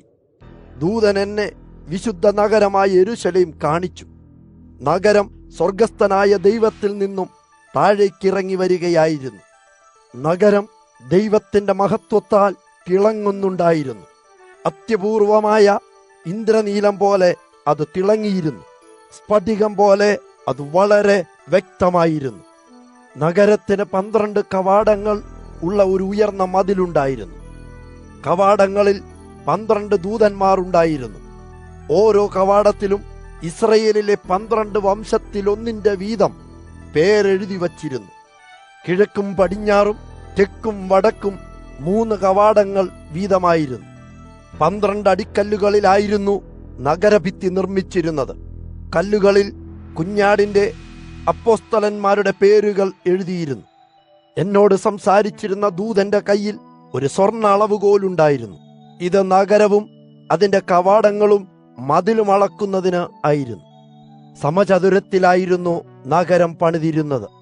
നീളവും വീതിയും തുല്യം. ദൂതൻ അളവുകോൽ കൊണ്ട് നഗരത്തെ അളന്നു. 12,000 നാഴിക നീളവും 12,000 നാഴിക വീതിയും 12,000 നാഴിക ഉയരവും. ഭിത്തിയും ദൂതൻ അളന്നു. 144 മുഴം. ഉയരം മനുഷ്യരുടെ അളവിനനുസരിച്ചുണ്ടായിരുന്നു. ദൂതന്റെ അളവനുസരിച്ചും അത്ര തന്നെ. സൂര്യകാന്ത കല്ലുകൊണ്ടായിരുന്നു ഭിത്തി കെട്ടിയിരുന്നത്. സ്ഫടികത്തെ പോലെ നിർമ്മലമായ ശുദ്ധമായ സ്വർണം കൊണ്ട് നഗരം പണിയപ്പെട്ടിരുന്നു. നഗരഭിത്തിയുടെ അടിക്കല്ലുകളിൽ വില കൂടിയ രത്നങ്ങളുണ്ടായിരുന്നു. ആദ്യത്തെ മൂലക്കല്ല് സൂര്യകാന്തം, രണ്ടാമത്തത് ഇന്ദ്രനീലം, മൂന്നാമത്തത് വൈഡൂര്യം, നാലാമത്തത് മരതകം, അഞ്ചാമത്തത് ഗോമേതകം, ആറാമത്തേത് മാണിക്യം, ഏഴാമത്തേത് ചന്ദ്രകാന്തം, എട്ടാമത്തേത് പത്മരാഗം, ഒമ്പതാമത്തേത് പുഷ്യരാഗം, പത്താമത്തേത് പവിഴം, 11ാമത്തേത് നീലം, 12ാമത്തേത് ശ്യാമള വൈഡൂര്യം. 12 കവാടങ്ങൾ 12 മുത്തുകളായിരുന്നു. നഗരവീതി ശുദ്ധ സ്വർണം കൊണ്ടും അത് സ്ഫടികം പോലെ സുതാര്യവുമായിരുന്നു. ഞാൻ നഗരത്തിലെ ദൈവാലയം കണ്ടില്ല. സർവശക്തനായ ദൈവവും കുഞ്ഞാടുമാണ് നഗരത്തിന്റെ ദൈവാലയം. നഗരത്തിൽ സൂര്യനോ ചന്ദ്രനോ പ്രകാശിക്കേണ്ടതില്ലായിരുന്നു. ദൈവത്തിന്റെ മഹത്വം നഗരത്തിന് പ്രകാശമരുളുന്നു. കുഞ്ഞാടാകുന്നു നഗരത്തിന്റെ വിളക്ക്. കുഞ്ഞാട് നൽകുന്ന വെളിച്ചത്തിൽ ലോകർ നടക്കും. ഭൂമിയിലെ രാജാക്കന്മാർ തങ്ങളുടെ മഹത്വം നഗരത്തിലേക്ക് കൊണ്ടുവരും. രാത്രിയില്ലാത്തതിനാൽ നഗര കവാടങ്ങൾ ഒരു ദിവസവും അടയുകയില്ല. രാജ്യങ്ങളുടെ മഹിമയും പ്രതാപവും നഗരത്തിൽ കൊണ്ടുവരപ്പെടും. അശുദ്ധികളൊന്നും ഒരിക്കലും നഗരത്തിൽ പ്രവേശിക്കില്ല. നാണം കെട്ടവ പ്രവർത്തിക്കുന്നവനോ നുണയനോ ഒരിക്കലും നഗരത്തിൽ പ്രവേശിക്കില്ല. കുഞ്ഞാടിന്റെ ജീവന്റെ പുസ്തകത്തിൽ പേർ ചേർക്കപ്പെട്ടവർക്ക് മാത്രമേ നഗരത്തിൽ പ്രവേശിക്കാൻ കഴിയൂ. വെളിപ്പാട് അദ്ധ്യായം 22. അപ്പോൾ ജീവജലത്തിന്റെ നദി ദൂതൻ എനിക്ക് കാട്ടിത്തന്നു. നദി സ്ഫടികം പോലെ പ്രകാശമാനമായിരുന്നു. ദൈവത്തിന്റെയും കുഞ്ഞാടിന്റെയും സിംഹാസനത്തിൽ നിന്ന് നദി ഒഴുകുന്നു. നഗരവീതിയുടെ മധ്യത്തിലൂടെ അതൊഴുകുന്നു. നദിയുടെ ഇരുകരകളിലുമായി ജീവന്റെ വൃക്ഷം നിന്നിരുന്നു. വർഷത്തിൽ 12 പ്രാവശ്യം മരം ഫലമുണ്ടാക്കും. എല്ലാ മാസവും അത് ഫലം നൽകുന്നു. ജനങ്ങളുടെ രോഗശാന്തിക്ക് ഉതകുന്നതാണ് മരത്തിന്റെ ഇലകൾ. ദൈവം കുറ്റകരമെന്ന് വിധിക്കുന്ന യാതൊന്നും നഗരത്തിലുണ്ടായിരുന്നില്ല. ദൈവത്തിന്റെയും കുഞ്ഞാടിന്റെയും സിംഹാസനം നഗരത്തിലുണ്ടാകും. ദൈവത്തിന്റെ ദാസന്മാർ അവനെ നമസ്കരിക്കും. അവർ അവന്റെ മുഖം കാണും. അവരുടെ നെറ്റിമേൽ ദൈവത്തിന്റെ നാമം എഴുതപ്പെട്ടിരിക്കും. അവിടെ ഇനി രാത്രി ഉണ്ടാവില്ല. ആളുകൾക്കിനി ഒരു വിളക്കിന്റെയോ സൂര്യന്റെയോ പ്രകാശം ആവശ്യമില്ല. കർത്താവായ ദൈവം അവർക്ക് പ്രകാശം നൽകും. പിന്നീടവർ എന്നേക്കും രാജാക്കന്മാരെ പോലെ വാണരുളും. ദൂതൻ എന്നോട് പറഞ്ഞു, ഈ വാക്കുകൾ സത്യവും വിശ്വസനീയവുമാകുന്നു. പ്രവാചകരുടെ ആത്മാക്കളുടെ ദൈവം കർത്താവാകുന്നു. അടുത്തു തന്നെ സംഭവിക്കാനിരിക്കുന്ന കാര്യങ്ങൾ തന്റെ ദാസന്മാർക്ക് കാട്ടിക്കൊടുക്കുവാൻ ദൈവം തന്റെ ദൂതനെ അയച്ചു. ശ്രദ്ധിക്കൂ, ഞാൻ ഉടൻ വരുന്നു. ഈ ഗ്രന്ഥത്തിലെ പ്രവചനത്തിന്റെ വാക്കുകൾ അനുസരിക്കുന്നവർ അനുഗ്രഹീതർ. ഞാൻ യോഹന്നാനാകുന്നു. ഇതെല്ലാം കാണുകയും കേൾക്കുകയും ചെയ്ത ഒരുവൻ. ഇതെല്ലാം കാണുകയും കേൾക്കുകയും ചെയ്തതിനു ശേഷം ഞാൻ ദൂതന്റെ കാൽക്കൽ വീണ് നമസ്കരിച്ചു. പക്ഷേ ദൂതൻ എന്നോട് പറഞ്ഞു, എന്നെ നമസ്കരിക്കരുത്. ഞാൻ നിന്നെ പോലെയും സഹോദരന്മാരായ പ്രവാചകരെ പോലെയും ദൈവത്തിന്റെ ഭൃത്യനാകുന്നു. ഈ പുസ്തകത്തിലെ വചനങ്ങൾ അനുസരിക്കുന്ന എല്ലാവരെയും പോലെ ഞാനൊരു ഭൃത്യനാകുന്നു. നീ ദൈവത്തെയാണ് നമസ്കരിക്കേണ്ടത്. അപ്പോൾ ദൂതൻ എന്നോട് പറഞ്ഞു, ഈ പുസ്തകത്തിലെ വചനങ്ങളെ രഹസ്യമായി സൂക്ഷിക്കരുത്. ഇതൊക്കെ സംഭവിക്കാനുള്ള കാലം ആസന്നമായിരിക്കുന്നു. തെറ്റു ചെയ്യുന്നവൻ അത് തുടരട്ടെ. അശുദ്ധനായവൻ അങ്ങനെ തന്നെ തുടരട്ടെ. ശരി ചെയ്യുന്നവൻ അതും തുടരട്ടെ. വിശുദ്ധന്മാർ വിശുദ്ധരായിരിക്കട്ടെ. ശ്രദ്ധിക്കൂ, ഞാനിതാ ഉടൻ വരികയായി. പ്രതിഫലവും കൊണ്ടാണ് ഞാൻ വരിക. ഓരോരുത്തർക്കും അവരവരുടെ പ്രവൃത്തിക്കനുസരിച്ച് ഞാൻ പ്രതിഫലം നൽകും. ആദ്യാക്ഷരവും അന്ത്യാക്ഷരവും, ഒന്നാമനും ഒടുക്കത്തവനും, ആദിയും അന്തവും ഞാനാകുന്നു. തങ്ങളുടെ നീളൻ കുപ്പായങ്ങൾ കഴുകിയവർ അനുഗ്രഹീതർ. ജീവന്റെ വൃക്ഷത്തിലെ ഫലങ്ങൾ തിന്നാൻ അവർക്ക് അവകാശമുണ്ടാകും. അവർക്ക് കവാടങ്ങളിലൂടെ നഗരത്തിലേക്ക് കടക്കാം. നായ്ക്കളും ആഭിചാരപ്രവർത്തകരും വ്യഭിചാരികളും കൊലയാളികളും വിഗ്രഹാരാധകരും നുണയെ സ്നേഹിക്കുകയും നുണ പറയുകയും ചെയ്യുന്നവരും നഗരത്തിനു പുറത്ത്. സഭകൾക്കു വേണ്ടി നിങ്ങളോട് ഇത് പറയുവാൻ യേശുവായ ഞാൻ എന്റെ ദൂതനെ അയച്ചു. ഞാൻ ദാവീദിന്റെ പിന്മുറക്കാരൻ. ഞാൻ തിളങ്ങുന്ന പ്രഭാത നക്ഷത്രം. ആത്മാവും മണവാട്ടിയും പറയുന്നു, വരൂ. ഇത് കേൾക്കുന്ന ഓരോരുത്തരും പറയണം, വരൂ. ദാഹിക്കുന്നവൻ വരട്ടെ. അവന് വേണമെങ്കിൽ ജീവന്റെ ജലം സൗജന്യമായി നൽകാം. ഈ പുസ്തകത്തിലെ വചനങ്ങൾ കേൾക്കുന്ന ഓരോരുത്തർക്കും ഞാൻ മുന്നറിയിപ്പ് നൽകുന്നു. ഈ പുസ്തകത്തിലെ വാക്കുകളോട് എന്തെങ്കിലും കൂട്ടിച്ചേർക്കാൻ ശ്രമിക്കുന്നവന് ഇതിൽ പറയുന്ന ദുരിതങ്ങൾ ദൈവം നൽകും. പ്രവചനത്തിന്റെ ഈ പുസ്തകത്തിൽ നിന്നെന്തെങ്കിലും എടുത്തുമാറ്റാൻ ശ്രമിക്കുന്നവനിൽ നിന്നും ദൈവം ഈ പുസ്തകത്തിൽ എഴുതിയിട്ടുള്ള ജീവന്റെ വൃക്ഷത്തിലെ പഴത്തിനും വിശുദ്ധ നഗരത്തിലെ ജീവിതത്തിനും അവനുള്ള പങ്ക് പിൻവലിക്കും. ഇതെല്ലാം സത്യമാണെന്ന് പറയുന്നത് യേശുവാണ്. ഇപ്പോൾ ഞാൻ പറയുന്നു, അതെ, ഞാനിതാ വേഗം വരുന്നു. ആമേൻ. കർത്താവായ യേശുവേ വരിക. കർത്താവായ യേശുവിന്റെ കൃപ എല്ലാവരോടും ഉണ്ടായിരിക്കട്ടെ. ആമേൻ.